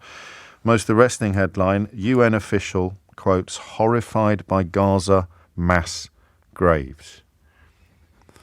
It's 2024. It's also 11:51. It's 11:55. You're listening to James O'Brien on LBC. Jeremy Lawrence is a spokesperson for the Office of the United Nations High Commissioner for Human Rights, and he joins me to discuss reports of mass graves being found in Gaza after the withdrawal of Israeli soldiers. Some of the statistics are jaw-dropping, Jeremy. What can you tell us? Yes, thanks, James. Yeah, this comes hot on the heels, obviously, of the destruction of the Nasser and Shifa medical complexes. The reports that we're seeing is that mass graves have been discovered at both complexes, in and around the complexes. Now, as you'll recall, these complexes were destroyed, and there were not only patients and medical staff at the hospitals, but obviously there were thousands of people who had taken refuge in and around the hospitals themselves. The reports that we're getting, and these are from official channels inside Gaza, is that close to 300 people, bodies have been found at the Nasser complex, and around 30 had been discovered around Shifa.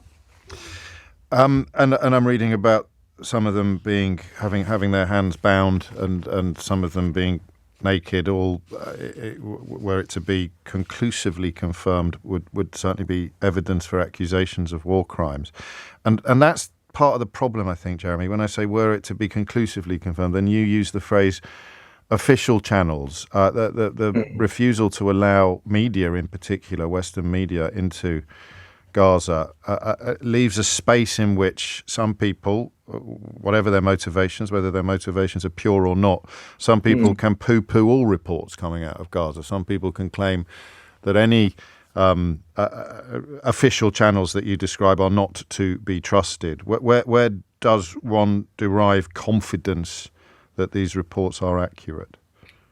Well, two things I would respond to that. The first is that our office would call for an independent, effective and transparent investigation into the deaths themselves. Yes. And secondly is that we need access ourselves as an office, and we are seeking that access to the sites alongside other UN agencies.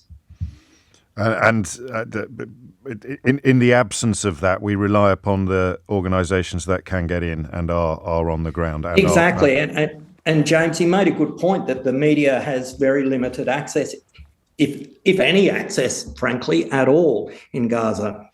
So we've got... Yes. What status do hospitals enjoy under international humanitarian law? Do they have a special protection? No, absolutely they do. As hospitals, schools and other essential services sites. So, and a hospital where people are being treated, where women, children, anyone who is in a crisis situation, of course they're protected and they need to be protected. And it's quite clear. IHL, the laws of war are clear on that. They have special protection. I think the technical phrase is beyond warfare, isn't it? To move on, to your boss's deploring some of the strikes in the southern city of Rafah in the past few days. This phrase beyond warfare I'm seeing more and more. Exactly, and the High Commissioner was quite forthright on that. What we're seeing is in throughout Gaza, over 70% of those killed are women and children. What we've seen just in the past few days in Rafah itself, whereby one house was hit and there were 15 children and 5 women in that house. Then there was the case, I'm sure you're aware and your listeners are aware of the instance where a mother of a 3-year-old who was pregnant and her husband were killed. Now, thankfully, the little premature baby, 30 weeks old, was saved. But this is what we're talking about when we say beyond warfare. And once again, we return to the frustration, the difficulty of not being able to get more journalists onto the ground to report without fear or favour. Jeremy Lawrence, spokesperson for the Office of the United Nations High Commissioner for Human Rights. Many thanks indeed for your time. The IDF, of course, said that they had killed 200 terrorists when they went into the first of those hospitals. The figure reported already by Gaza's civil defence spokesman to CNN on the 9th of April was that 381 bodies had been recovered from the vicinity of Al-Shifa, but that's before they started finding people apparently buried in the ground. Tight for time. Lewis Goodall is in the house, co-presenter, of course, of the News Agents podcast, deputising for Natasha Clark, just as Angela Rayner will be deputising for Keir Starmer, and Oliver Dowden will be deputising for Rishi. But as we know, James, that supply teacher days are always the best days, as all the audience will know. We can have the show. We'll have the class outside. All under a tree. Go on, make some predictions. Well, I mean, I think what we can definitely predict is Angela Rayner is unlikely to bring up housing policy, or at least anything that's connected to that can easily be reverted back by the Deputy Prime Minister. And I wouldn't be surprised at all, James, if as a result she tries to make it perhaps as sort of low energy as possible, tries to ask about something serious. She normally does, very pugnacious turn when she does these, and she and Dowden usually sort of knock 7 bells out of each other. But I think in this case she will do her best to try and give or not give the opportunity to Dowden to make it as Punch and Judy as possible, because as we all know, Angela Rayner is not seen very often at the moment because there are these questions whether you think they're legitimate or whether they're a smear, as she said. It's politics, and Dowden will use it against her mercilessly regardless if he can. of what she says. He'll be trying to shoehorn it in at some point, and when he does, his benches will cheer the roof I wouldn't be surprised if defence came up, because that's a reasonably good way. It's a bit of a difficult segue into her own personal What about affairs Rwanda that she's talking at the moment, and maybe Rwanda as well. I mean, the thing is, the government think that they've scored a win by finally getting it through Parliament, and now there's this weird 10 to 12 week period, and it is difficult for Labour, and you talk to Conservatives and they think this is one of the big dividing lines that they'll have for the general election. And those people who want Sunak to go early want to basically make a Rwanda election. They basically want to say, we've got a big button that we can press that will stop people coming to this country. Now, whether you think that's right or wrong, and I happen to think that it's wrong. Now, haven't they? Well, they've pressed it, but they'll say that's the problem. If you go really long, and I still think the election will be in December, but the people making this argument say that if you have an election in, say, July, you can say, we've got the button, it's about to be pressed, it's about to work, Labour have no plan, and they'll dismantle it. They'll never press the button. So Rwanda is a sort of difficult one rhetorically for Labour as well at the moment, because basically their response is, well, we'll have a slightly more sophisticated plan to deal with the gangs. Now, that's probably long-term the only way you do anything about it, but it isn't sexy, it isn't interesting, and it isn't new. It's not headline-friendly, I indeed, suppose, it's not. Although the headlines haven't moved the needle on the polling one iota. No, indeed, it's very interesting on the polling on Rwanda. The public have actually gone from being very much in favour of it to now not being in favour of it, and you wonder with the Conservatives whether they've just got to that point that they got to in the mid-90s, and after the 90s as well, when William Hague was in opposition, when the party were doing polling, and they just told people what the policy was, and people said, oh, that sounds a good idea, and then they told them it was a Conservative policy, and then people instantly disliked it. That the brand has become so tarnished and so difficult and so damaged that the public just stop listening. And even actually when they intrinsically like an idea that they hear, if they realise it's providence, they come to dislike it. Laura disagrees. She says, on the contrary, I think Angela Rayner will come out fighting. Well, she may well. I'm going to go with Laura on this. Laura may well let's be right. introduce a little bit of jeopardy. Let's make this interesting. I think she'll come out punching. I'm not sure she speaks any other language, Lewis. No, that's true. And she has I don't mean that as a criticism. No. And she is that sort of politician. And like you say, in one sense, James, no matter what the subject is, there is no way that Oliver Dowden will get through his 6 responses without finding a way to bring it up. And of course, Labour know that. So they will have a riposte ready. So it's not as if there will be no energy to it at all. My instinct, though, is that Rayner might want to just try and, for once, keep her head down a little bit. It's just a weekly adventure into clairvoyance. So I'm not going to make a habit of it. But why not? I mean, she could go in with William Ragg and Mark Menzies. She could. And then the pushback on her alleged transgressions would probably, apart from Tory MPs pretending that it's a zinger, it would sound a little bit ridiculous in the scale of egregiousness. It would, although it's an easy way for him to come back in terms of personal probity, right? So, but look, I mean, this is there is, as we say, there is no way that it's not coming up one way or the other, and it is at the moment Labour's biggest. They don't think it's landing. I was talking to some Labour people last night. They were saying it's when it has come up on the doorstep in certain constituencies they've been in, including the Blackpool by-election. I was talking to someone who'd been there recently.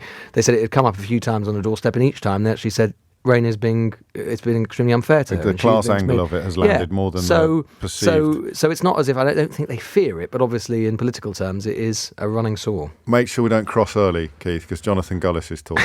All right, but we do need to remind you, of course, that we will cross live to the House of Commons when Sir Keir Starmer gets to his feet. One thing we've missed is the sick note stuff. She could go in on that, of course. That's quite interesting. Public, again, it could be for the reasons you describe. Everything they touch turns to whatever the opposite of gold is in the sort of anti-Midas. But the sick note stuff perceived really as a targeting of vulnerable people. Yeah, although again, I think Downing Street felt that had been a good day for them. And we've been horrible to refugees. We've been horrible to poorly people. Why don't people like us more? It's remarkable, isn't it? The plaintive cry from Downing Street. Well, again, who do we have to be horrible to make them like us more? The free childcare, probably too early to start picking over the success or otherwise of that scheme. Yes, although again, it's something that Labour think they have something to say about for the general election, and actually will be one of the few policy fissures that will exist in a general election where actually policy, I suspect, won't come up very much at all. You say Jonathan Gullis he's really going for it. I can't even hear it, but I don't need to hear it. I feel like I can hear it from a mile away or so in Westminster. Yes, the MP for Stoke-on-Trent. Never knowingly subdued. 6 minutes after 12 is the time.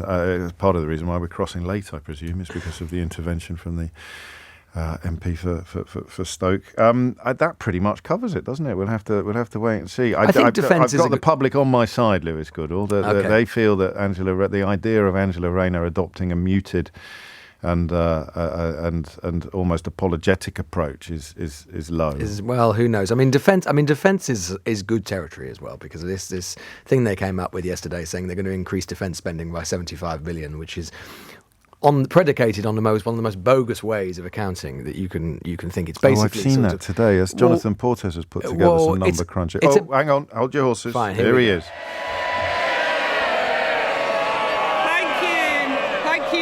Speaker, and can I first of all share with the Deputy Prime Minister's comments regarding our Jewish community and a happy Passover, and also start by acknowledging the loss of David Marquand and Baroness Massey, both of whom made historic contributions in this Parliament, politics and wider life.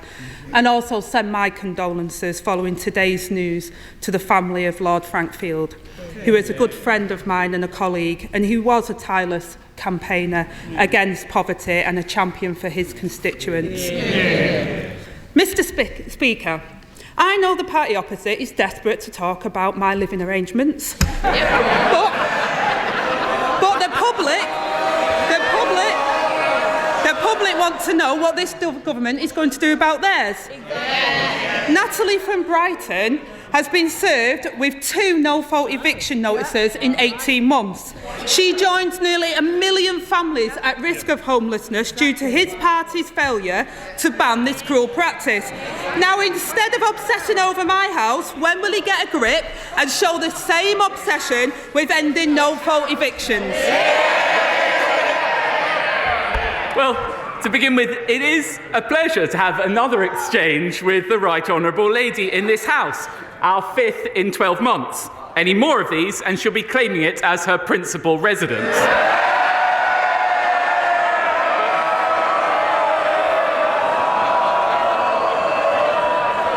On the issue of no-fault evictions, it may have escaped the Right Honourable Lady's attention, but we will be voting on exactly that matter later today.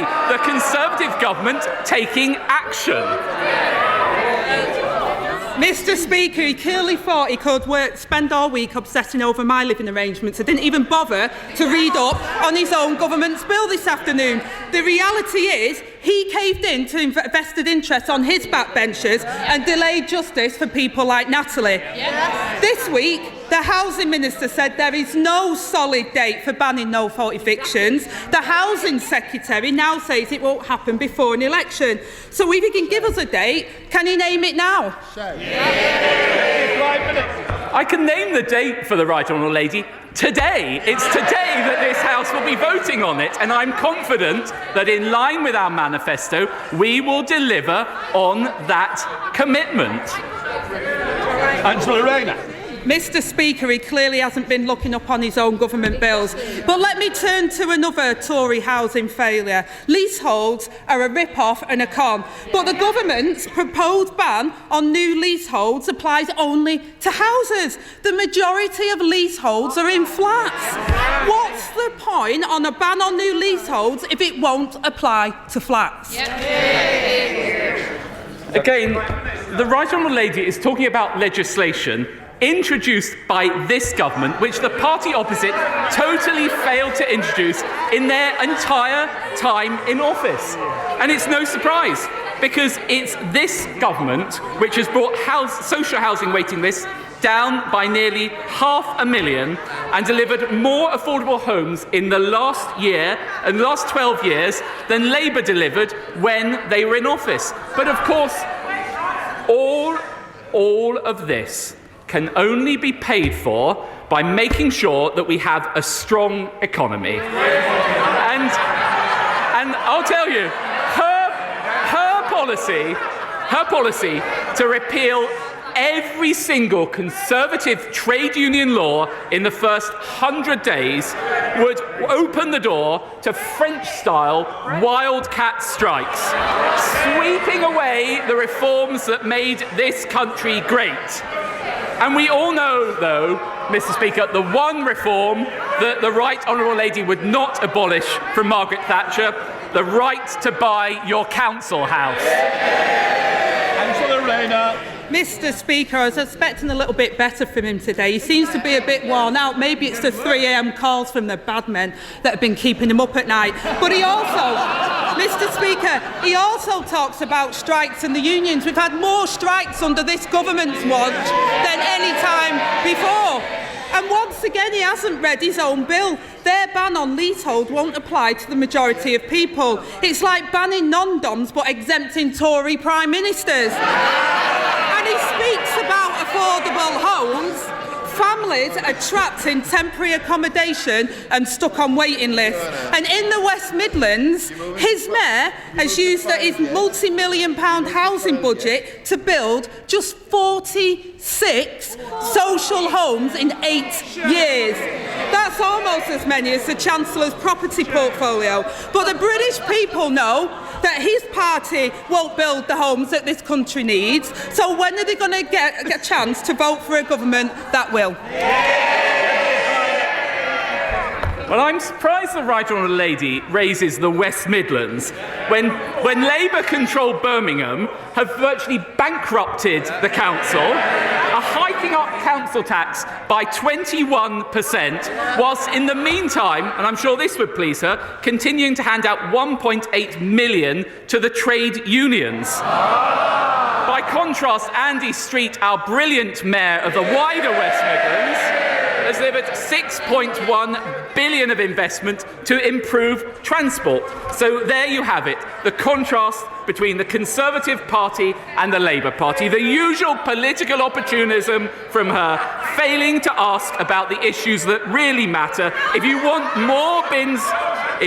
more bin collections, more potholes filled, lower debt and lower council tax, vote Conservative, because whether it's Ben Houchin in the Tees Valley or whether it's Andy Street in the West Midlands, it's only the Conservative mayors who deliver more for less. Well, Mr. Speaker, that's pretty revealing that he thinks that housing isn't an issue for the British people, because I think it really is. And people in glass houses shouldn't throw the stones, because in Birmingham and across the whole of this country, councils are facing black holes because of his government's austerity programme. And I would also warn the Deputy Prime Minister that Tory councils have also faced 114 notices, and Birmingham Council has had over £1 billion taken from their budget from some of the poorest people. More than 16,000 families face losing their homes after the party's mini-budget, Mr. Speaker, and mortgage bills continue to soar. Meanwhile, the former Prime Minister parades around the world in a twisted victory lap promoting a new book, saying that the mini-budget was her proudest moment. So since she won't apologise to those families losing their home, will he? Well, what the Prime Minister has done since he has taken office with the Chancellor is to restore stability to our economy, inflation halved, and more down to 3%. And as a result of that, in an increasingly dangerous world, the Prime Minister was able to announce his plan for the biggest strengthening of defence spending in a generation. But it should come as no surprise that the party opposite refused to say whether they back it or not, because this comes from the Right Honourable Lady, who voted to scrap Trident and install in Downing Street someone who wanted to change the army into a Peace Corps. There you have it. Mr. Speaker, defence, we all want to see 2.5%. The difference is that we haven't cut the army to its smallest size since Napoleon. And Mr. Speaker, never mind some secretive deep state. Never mind some secretive deep state. It's the state of the Tory party that's the problem. They're in a deep state of sewerage. After 14 years, they failed renters, they failed leaseholders, and they failed mortgage holders. But, Mr. Speaker, I read with interest that the Right Honourable Gentleman has been urging his neighbour in number 10 to call an election because he's worried they might get wiped out. Has he finally realised that when he stabbed Boris Johnson in the back to get his mate into number 10, he was ditching their biggest election winner for a pint-sized loser?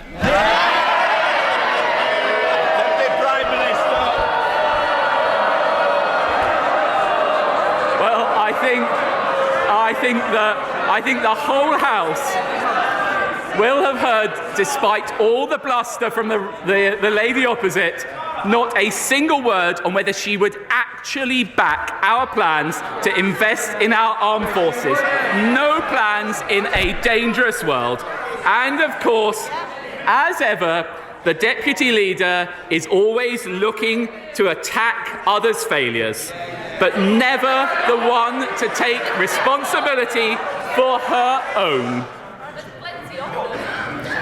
She once said, "You shouldn't be waiting for the police to bang on your door. If you did it, then you shouldn't be doing your job." The Right Honourable Landlady should forget her tax advice and follow her own advice.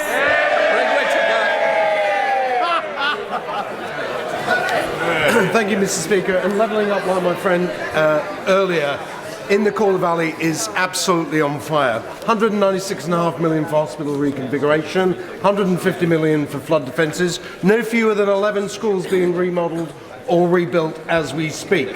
45 million for 3 town centre regeneration, and Elland is getting a new railway station as well. Yeah. So does my right honourable friend agree with me that the naysayers around about levelling up need look no further than the Calder Valley to see what a great achievement this government is doing? Deputy Prime Minister. Well, my honourable friend is absolutely right. It's not just the Colne Valley, but it's communities up and down the country. The government is investing billions in infrastructure across the United Kingdom, creating jobs and opportunities in every region. And I know that my honourable friend has been a staunch advocate for the Calder Valley, which is a fantastic example of that in action. Yeah. It's leader of the SNP, Murray Black. Yeah. May I join in wishing the Jewish community a happy Passover, and also in sending my condolences to the families of family and loved ones of Frank Field. 2 years ago, when mass graves were discovered in Ukraine, this House united in condemnation and rightly treated these graves as evidence of war crimes which Russia must be made to answer for. Yesterday, Palestinian officials uncovered 2 mass graves outside the bombed hospitals in Gaza. These graves also constitute as a war crime, don't they? Deputy Prime Minister. Well, of course, we would expect the democratic government of Israel to investigate any allegations of misconduct, and that's exactly what they do, and it's exactly what the Foreign Secretary and the Prime Minister urge them to do. But I find it quite extraordinary that she seeks to draw parallels between the legitimate war of self-defence of Israel and the conduct of Russia. Murray Black. 300 bodies, including the elderly and the injured, some of which had been stripped naked, mutilated, with their hands tied behind their backs. The UK's own arms policy states that if there is even a risk that war crimes may be taking place, then that is reason enough to halt the sale of arms. Given all we know, why then is the Prime Minister yet to do so? Deputy Prime Minister. Well, we continue to urge the Israeli government to investigate any allegations of misconduct. The difference, though, is that we can trust the Israeli government, a democratically elected government, to properly investigate those things. And of course, we keep the advice under review. The Foreign Secretary has recently made it clear that he has conducted a determination and has not changed his advice regarding export licences, and I think that is the correct decision. Colin McCartney. Speaker, the good people of Lincoln who all declare their taxes and pay tax on their profit when selling their second homes. It is 20 past 12. I think it's good. I'll tell you what, I'll go and pop some humble pie in the oven. I will serve it up after this. It is 12:23. You're listening to James O'Brien on LBC. I had to double check the time then. That PMQs went on for rather a long time. It's good. I mean, crikey, goodness knows it's a tough gig at the best of times predicting what is going to come up. But I think it's fair to say that I'm just your suggestion that she would steer violently clear of all mention of housing-related issues was not your finest moment. Well, I mean, I'm just midway through my humble pie, James, and you might want to try it sometime. No, I'm allergic. Yes. I shouldn't even bring it into this studio. It's like having some nuts on a plane. Exactly. No, but look, I think in a way I made the mistake of doing what a lot of a lot of Conservative MPs and Conservative people in the press are doing at the moment, which is underestimating Angela Rayner, right? And underestimating the extent to which she is not a normal political figure. I think most political figures in that circumstance would have done exactly as I suggested, which is try and kind of suppress it and keep it as quiet as possible and get through the session as unscathed as possible. Yes. She and her team, I think, clearly, completely correctly calculated, and it was a risk, it was a gamble. It was a gamble that Dowden would fall apart, which he did. He did actually fall apart. You don't see that very often. No, indeed. And it was a strategy. The strategic intent was to gamble and to make a bet that if she brought it up straight away, that his entire line of attack would crumble, collapse like a pack of cards. And indeed it did. He had absolutely nowhere to go. You could feel it. I mean, it was actually, even by PMQ standards, and someone who doesn't do it every week, it was an extreme. He started to flail, like a really, really poor performance, and then you could hear it in his voice. And from there on,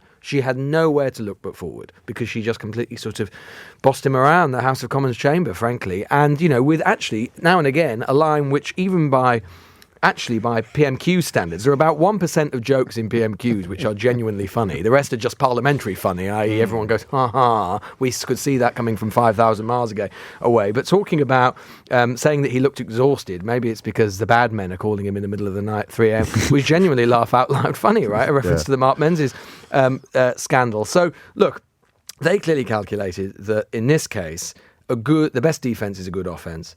It was a risk because a more nimble and fleet of foot opponent might have been able to reverse it and come back and have anticipated it and have a stronger line, and gave them, she was basically giving them the wound that they could prise open. But Dowden proved himself completely incapable of it. And that is, I mean, when you say flailing, that the idea that he somehow ends up suggesting that the British people don't care about housing policy, or don't care about evictions, or don't care about the right to own your own home properly in the context of leaseholds. I mean, he sounded like someone who was desperately going through pieces of paper, looking for something. What can I say? So you think that they would have dedicated their preparation to kebabbing Angela Rayner, or barbecuing over the coals of her alleged misdemeanours regarding her housing arrangements 10 years ago. And when she said, "You're about to tell a rubbish joke about my housing arrangements," it just completely, he had no choice but to stand up and tell a rubbish joke about her housing arrangements. And from that moment on, he was toast. The way it works is that they will work out, if he says this and you say that, and then you sort of crowbar or segue that into that and so on. And by bringing it up instantly, it meant that he had nowhere to go.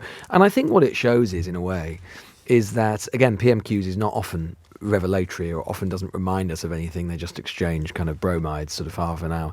But I think this does remind us, just politically, exactly why it is that so many, certainly in the right-wing press, in the Conservative Party itself, fear Rayner as a political figure, because she is an unusual and unorthodox political figure, and she has a style, and she has a sort of mode of politics which is unusual, which is effective, which does cut through, and which very few politicians, particularly Conservative MPs, they struggle to know how to deal with it. You saw it in Dowden there, bringing up about right to buy and so on, and then she says, "Well, yeah, I did," like lots of working class people do, and they go, "It's like the computer stops working. It's like the little Boris Johnson used to call it the pinwheel of doom. It's like the computer is broken down." So I think that the net result of today will be that she will have affirmed to her allies and to people in the Labour Party why she is so valuable, but she will also have reminded her opponents how important it is for them to continue the fight against her. And I think the net result of today is that those opponents will double down, because they will be angry and furious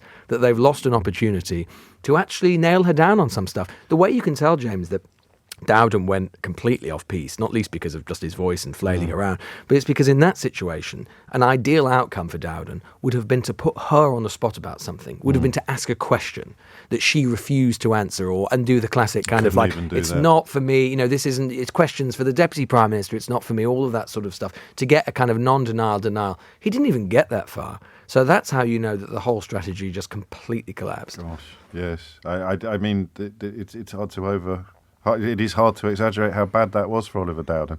The only bit that perhaps, I mean, it was effective, and I suspect that the galleries will have loved it, but what did she call Rishi Sunak again? Called a pint-sized loser. It's a bit sizist. It's quite Trump. It's it's quite I mean, it's very sort of the age, right? I mean, she's fielded a heck of a lot of personal criticism, very personal criticism over the years. Wasn't it something to see it at the dispatch box? You wouldn't have got that from Keir Starmer, would you? No, I don't think so. Wasn't it a Nadine line? I think pint-sized Luke. Oh, was it? I think so. It certainly rings a bell. Interesting. Maybe she's read Nadine's book.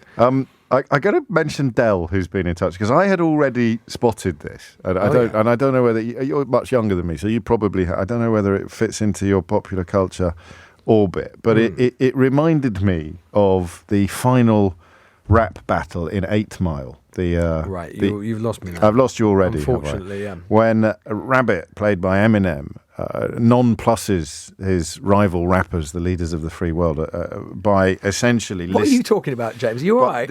By listing all of the things that he knows they're about to accuse him of. Okay, fine. In what is known as a diss, you see, Lewis. And he destroys them. He absolutely destroys them, because all of the things they had prepared to say, Rabbit says himself and leaves them floundering, flustered, failing.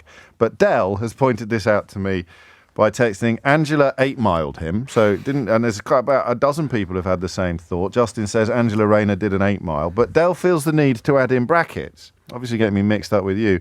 It's an Eminem movie where he raps his criticisms in the final rap battle. That's nice. Close brackets.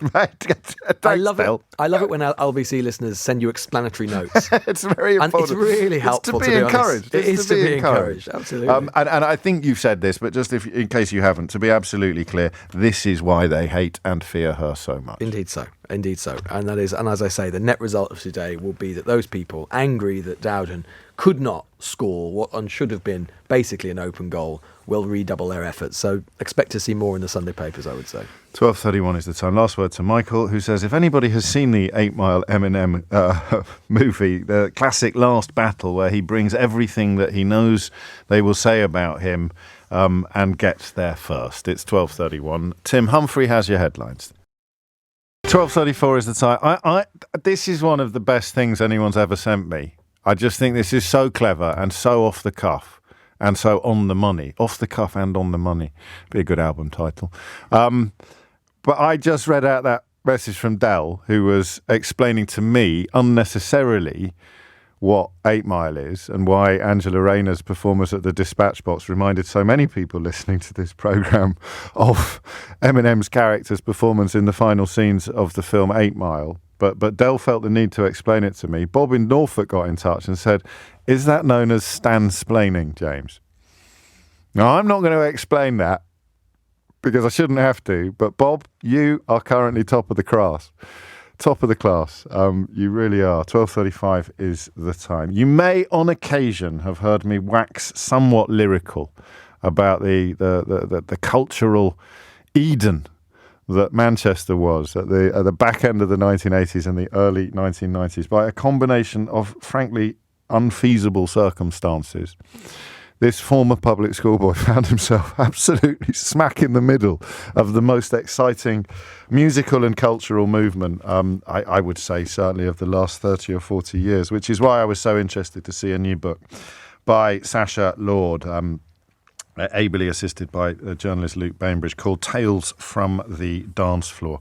We should probably begin with one of the finest celebrity endorsements I've ever seen on the front of a book, Sasha, which is from Sean Ryder, saying, might help fill in a few blanks, which we both know is very optimistic on Sean Ryder's part. It was, and it was the first session on the book, actually. Luke previously wrote Sean Ryder's book, and he said to me, this is really good, you've actually got a better memory than Sean Ryder.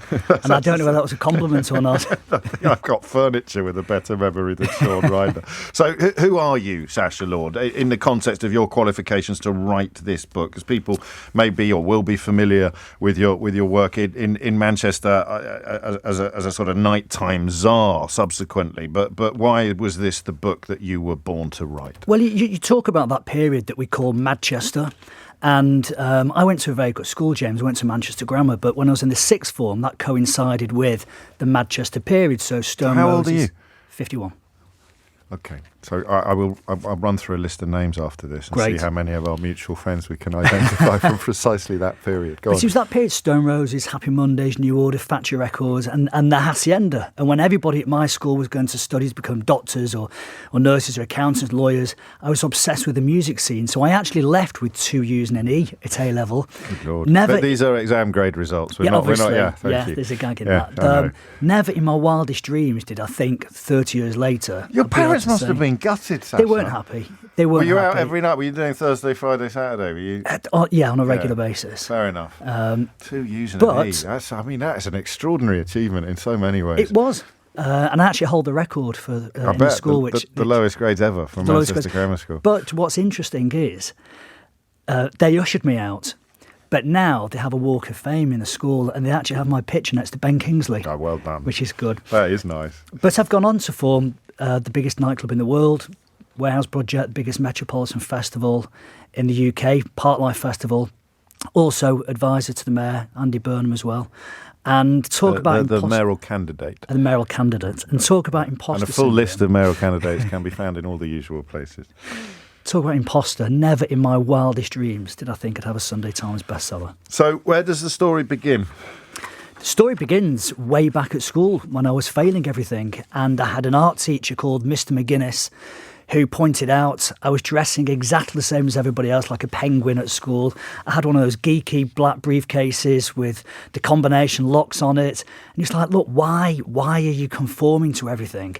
And he knew I was interested in art. And he said, why don't you go and look at a band that's playing at the Hacienda called the Man from Del Monte? And that's what triggered it. So I owe my life to a teacher called Mr. McGuinness. Probably would have got into trouble if he'd known, because you'd have been underage for a start, and he was encouraging you to knock These about in a days, nightclub. these days, I yes, suppose yes. these were different eras. Maybe even more so sharing a cigarette. Yes, and what happened? What was it? What was the aligning of the planets, the alchemy, the distillation of the magic that happened? And that club was the mothership of it. Tony Wilson had set the tone, really, or laid the foundations for this mad revolutionary moment. It was a moment that was, if you think back to Manchester back in that period, it was and Liverpool actually, it was a very grey, depressing area. The Thatcher years, we were forgotten about, and we created our own fun. We had to party to get through it. And it didn't matter in the Hacienda if you're a postman, a teacher, a student, unemployed. Everybody came together for that one reason. We called it the church. They were all under that one roof. You could say there was also the coincidence of the explosion of ecstasy as well that did actually, help create the scene. But it was a very, very magical moment. And I have to say, James, it does feel like something's happening like that in Manchester again now. Our nightlife is booming at the moment. Well, you would say that, wouldn't you? I would, obviously, yes. Tell me a bit about the sort of segue from hobby to livelihood. You started promoting gigs as well by some of the biggest names in music. I did. I started to put student nights on to begin with at the Hacienda, actually, then at a club called Home Nightclub on Juicy Street, and Paradise Factory, which is a gay club at the weekends.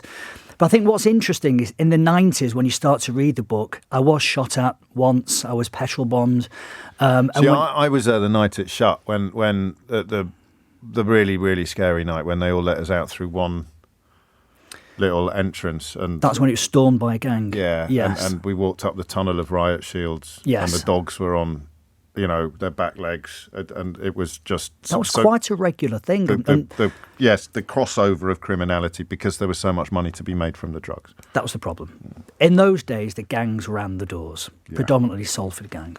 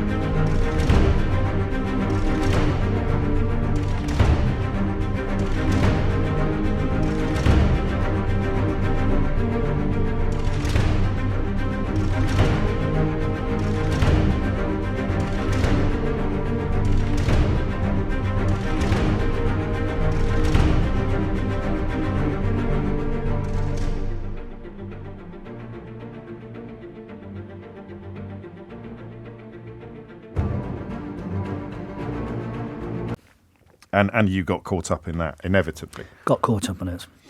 I'm sort of asking about the bands that you promoted that everyone would have heard of. When was the moment when you thought this is a career rather than either a mad adventure or a glorified hobby? I think New Year's Eve 1997, I'd hired Granada Studios, which they opened up all the film sets. We actually caught a couple of students having a bit of nookie in Jack and Vera's back garden. Backyard, sorry. And we had to throw them, exactly, we had to throw them out. But that was the first time I'd actually made some money. I think the moment I realised, actually, we have something really special here, was when Snoop Dogg walked out on stage at Park Life, because that was the first time we'd booked a huge global name.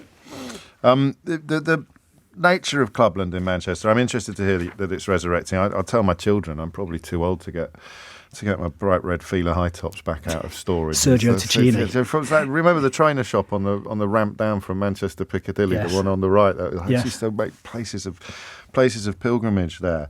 And you mentioned the warehouse project and Park Life and all of the other projects that you've been involved with subsequently. Is there something in the water? Is it because I feel like an honorary Mancunian because I was there at this absolutely seminal time, but is it the history? Is it the cotton trade? Is it the fact that you have that working class tradition going back to the Peterloo massacre and beyond, combined a bit with a Liverpudlian disrespect for authority, a refusal to be cowed, the immigrant experience? What is in the water in Manchester? I think it's a combination of all those factors. And in fact, my first nightclub, Sankey Soap, was in one of those mills, one of the industrial mills. And the story goes that the night beforehand, the old door firm wanted it. It was previously open 94 to 98. I opened it in 2000. And the police said to me, you cannot have the old door firm on it. So I said, no, you can't. We had a substation in the car park at the back, and the old door firm climbed over, put a bed mattress around the substation, poured petrol all over it, set it alight. What they didn't realise was because we were an original mill, an industrial mill, we had our own generator inside. Good Lord. So we were raving all weekend whilst the rest of Ancoats, the area was been pitch black. Everyone had been knocked out. Yes. Well, I mean, you've been scared. You've been beside yourself with excitement. You've made, I presume, a fair old chunk of change, but there's been feuds along the line, falling out with business partners. It's all in here. Who did you have in mind when you wrote it? I actually had my mum in mind quite a lot, because obviously going back to the start of the interview, you lost your dad at about the age you are now, I think. I did, didn't you? yeah. But, she wasn't that impressed when I got 2 U's and an E. So to actually now put it in black and white, and actually, James, she didn't know half the stories. No. Until she started reading this a couple of months. And the book is dedicated to my mum. And what does she make of it? She was mortified. Completely mortified. Yes, well, why didn't you tell me that you were shot at? I was like, well, not exactly going to bring it up. Phone your mum up about. Exactly. Tales from the Dance Floor by Sacha Lord with Luke Bainbridge is out now, and I think we've sold it to anybody who was in the area at the time or even adjacent to it. Just take a minute or so if you want, Sacha, to tell people who've never been to Manchester in their life why they should read this book. I think, well, clearly I'm biased, but we are the most exciting city region in the UK. Sunday Times are just named as the UK's capital of nightlife. And we have a swagger. You've got the wrong hat on. You've not got your author hat on. You've got your Night Times on. Why would I want to read this book about this story, about this history? It's the history from the 90s, from my life in the 90s, which was the Wild West, up to now, where Manchester's such an exciting place where buildings are coming out of the ground, it's changing on a daily basis, and things are really happening. But it's the story, it's a contrast between how we were then to how we are now. I mean, it's like reading a book about punk if you weren't there, isn't it? In a way, it's cultural history, social history, and urban history, and a memoir, all rolled into one. And is it an apology letter to your mum, or just a kind postcard? Of an It's a postcard. Yes, a postcard. A postcard Yes. to your mum.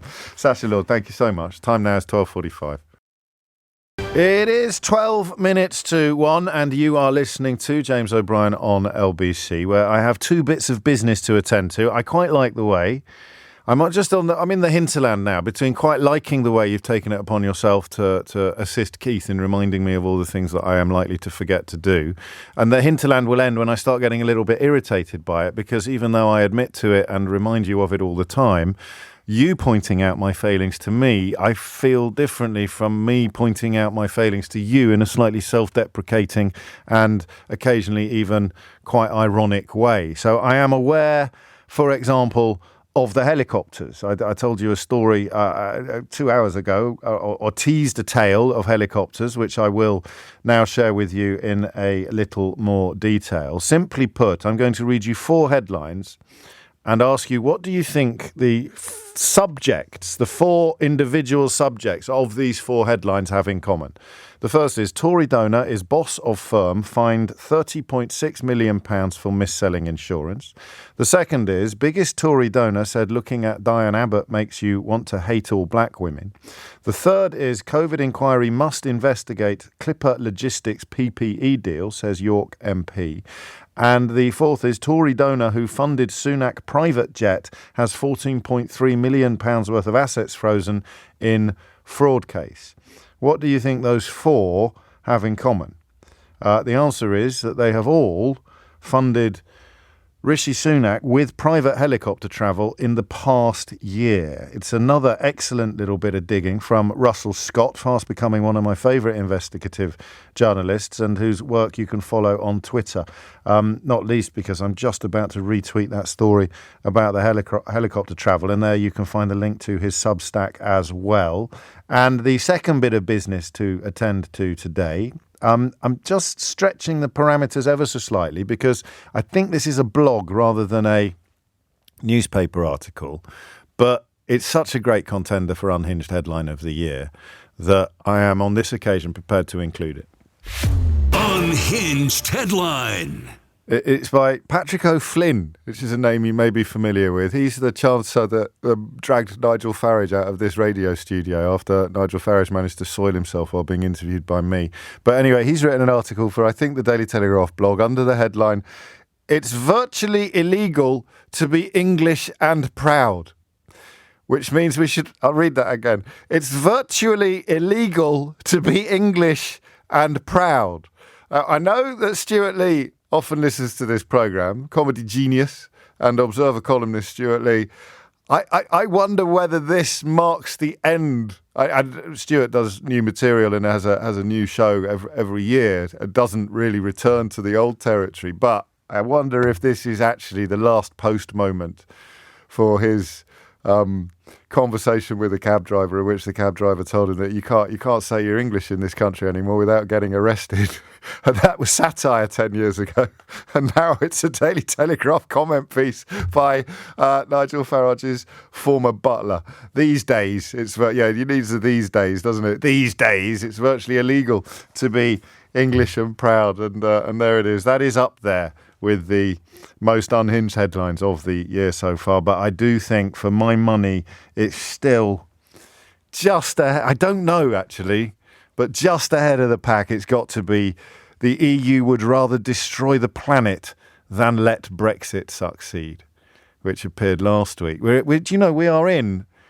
These are vintage days. This is vintage weeks for unhinged headlines. We're in a really purple period for vintage headlines. This is like, if I knew enough about wine, I would say that 2024 for unhinged headlines is like 1943 for a Chateau Lafite or a Mouton Rothschild or whatever I should have come up with. 12:53 is the time. It's like, yes, it is. It's like the hacienda was for dance music and culture in the early 1990s and late 1980s. So the Daily Telegraph comment pages are for unhinged headlines in this period. I want to just quickly touch on something that fits into the unhinged headline phenomenon, because one of the target areas for these very, very strange people who almost always have links back to Tufton Street and its various satellites is actually it's now become British history. Kemi Badenoch publishing an article which earned the headline, "UK's wealth isn't from white privilege and colonialism," trying to essentially argue that slavery or colonialism or imperialism or whatever you want to call it had played a minimal to the point of trivial role in the establishment of Great Britain's economic wealth and power going right back to the 17th century. It caught the eye of Alan Lester, who's a professor of historical geography at the University of Sussex, an adjunct professor of history at La Trobe University in Melbourne. So supremely unqualified to comment on these matters, really, compared to Kemi Badenoch. But it's fair to say, Alan, that this narrative has rather got your goat. Would you tell us why? Yeah, thanks very much, James. Hi. It wasn't actually so much exactly Kemi Badenoch's words. I mean, she was speaking in the City of London and talking to financiers about the role of 1688 and the Glorious Revolution, creating all the conditions for financial security in Britain. And that's fair enough. You know, no historians will really argue with her that that was one important contribution to Britain's economic success. But then she went on to talk about people talking about colonialism all the time, and as you say, minimising its role. And then she said developing nations don't understand how the West became rich, and if they don't understand, they can't follow in its footsteps. And that is denialism. That's moving on from a valid historical point to deny something else, which was an enormous contributor to Britain's economic prosperity, wealth, power, dominance of the oceans, dominance of trade, and so on. So to just sort of breezily dismiss the empire as a source of Britain's economic standing is ridiculous. But after Badenoch's speech, things got worse. Like night following day, Alan. Who popped up next? The IEA. No, the Institute of Economic Affairs. Surely not. Knows so much about economic affairs that it was behind Liz Truss's wonderful mini budget. Hallelujah. So they popped up in the Telegraph, taking the denialism a stage further. And this was the point at which I thought, enough is enough. It's time to say something, which I did on Twitter, to combat this denialism. And I started off by pointing out the techniques that are used, which will be very familiar to you. The sort of cherry picking of sources, and even one of the sources that was cherry picked, the best they could do was to minimise the contribution of empire by saying that colonies only contributed 15% of the investment in Britain, which to me is not something to be sort of... No, I mean, it's implausibly low, but even if it were true, it's still a significant chunk of domestic investment. Right. Yeah, and it is more likely to have been much, much higher. I mean, part of the problem here is that a lot of this is grounds for legitimate historical debate, and economic historians have debated the size and the significance of imperial contributions, which vary through trade and tariff protections and so on, for a long time. But there is no doubt whatsoever that the ability of Britons to take other people's lands, backed up by military force, to grow commodities, commercial crops on those lands, to have free, in the case of slavery, or very cheap labour supplied to them, in the case of conquered people or indentured labour, at the point of a bayonet in many cases, that enabled British prosperity. And to try to deny this is absurd. And it speaks to a broader narrative as well, which of course has encompassed the National Trust in recent years, certainly in recent months. This attempt to complain almost about history, about the reporting of history, about actual history, and claim it's almost the historical equivalent of Kellyanne Conway's alternative facts, isn't it? Is it motivated by a similar impulse? The kind of MAGA white supremacism is motivated by a similar impulse to this form of fairly grim historical revisionism. I think there are very similar things at play, and indeed there are connections via Tufton Street, as you mentioned. So some of these groups involved in attacks on the National Trust, this organisation called Restore Trust, now a private company, are linked in with Tufton Street and with the sort of shady finance that sustains it. And much of it is rather cynical culture war politicking. What does that mean? What are they trying? What is the sort of goal, as it were? Yeah, well, I think I tried to write about some of this, how empire features in the culture war, in a book called Deny and Disavow. And the conclusion I came to was that there's two major things going on. One is the short-term politicking, that the Tories won red wall seats from Labour in 2019. They have betrayed all the promises that they made to get those seats in terms of Brexit dividends and levelling up and so on. What's left is the perceived social conservatism of voters in those seats. It's pride in Britishness. It's, the waving the Union Jack. It's being unashamed of anything to do with our imperial past and to challenge those who would question those celebratory narratives and so on. So I think that's one thing, that there's a kind of short-term politicking to retain those Red Wall seats. But underlying that, and the reason why it can be successful, is the natural conservatism of people who don't like challenging narratives of their past, confronting them. We all have a sort of psychological predisposition to take pride in our national past. Yes, we do. And that's being challenged more and more as things like the significance of the slave trade. It's like a rear guard action almost, to coin a military phrase, against reality or against accuracy. You mentioned one of your books. I know you've got there's a book you've edited coming out next month, isn't there? The Truth About Empire: Real Histories of British Colonialism.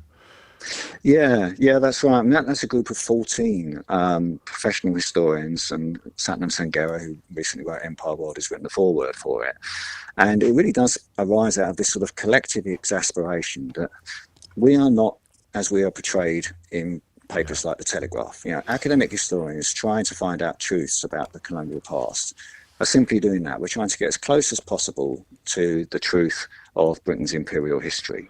And that truth is sometimes horrendous. It involves military conquest, it involves invasion, it involves dispossession, it involves exploitation. All of these things were a part of the British Empire as much as they were any other empire in world history. And yet, when we write about these things within this sort of context of culture war, we're described as woke, leftist, cultural Marxists. I've been described as being influenced by CRT, which I had to look up because all of my work has been based in the archives of the British Empire itself. It's those empirical documents from British colonists. So I had to look up what critical race theory was. It's never had any impact on my writing at all. But within the culture war, what we do as historians is now being politicised in a way. I mean, the empire's always been politicised. There's always been people attempting to defend its legitimacy. But we're going through a particular peak moment and distorting. We're out of time. That's one of the reasons I got you on is to push back against some of the misrepresentation, misreporting that you are dealing with, and we'll definitely talk again. And I'd refer everyone to this new book that's out next month, The Truth About Empire: Real Histories of British Colonialism. You don't have to have an emotional investment in it. You don't have to feel sorry, Sheila Fogarty's here, and it's already 1 minute past one. Okay. You have to have an emotional investment in Sheila Fogarty. You absolutely You know all the business about the Global Player app. Tom Swarbrick's with you at 4. Here's Sheila. Rick's with you at 4. Here's Sheila. Rick's with you at 4. Here's Sheila. Rick's with you at 4. Here's Sheila. Rick's with you at 4. Here's Sheila. Rick's with you at 4. Here's Sheila. Rick's with you at 4. Here's Sheila. Rick's with you at 4. Here's Sheila. Rick's with you at 4. Here's Sheila. Rick's with you at 4. Here's Sheila. Rick's with you at 4. Here's Sheila. Rick's with you at 4. Here's Sheila. Rick's with you at 4. Here's Sheila. Rick's with you at 4. Here's Sheila. Rick's with you at 4. Here's Sheila.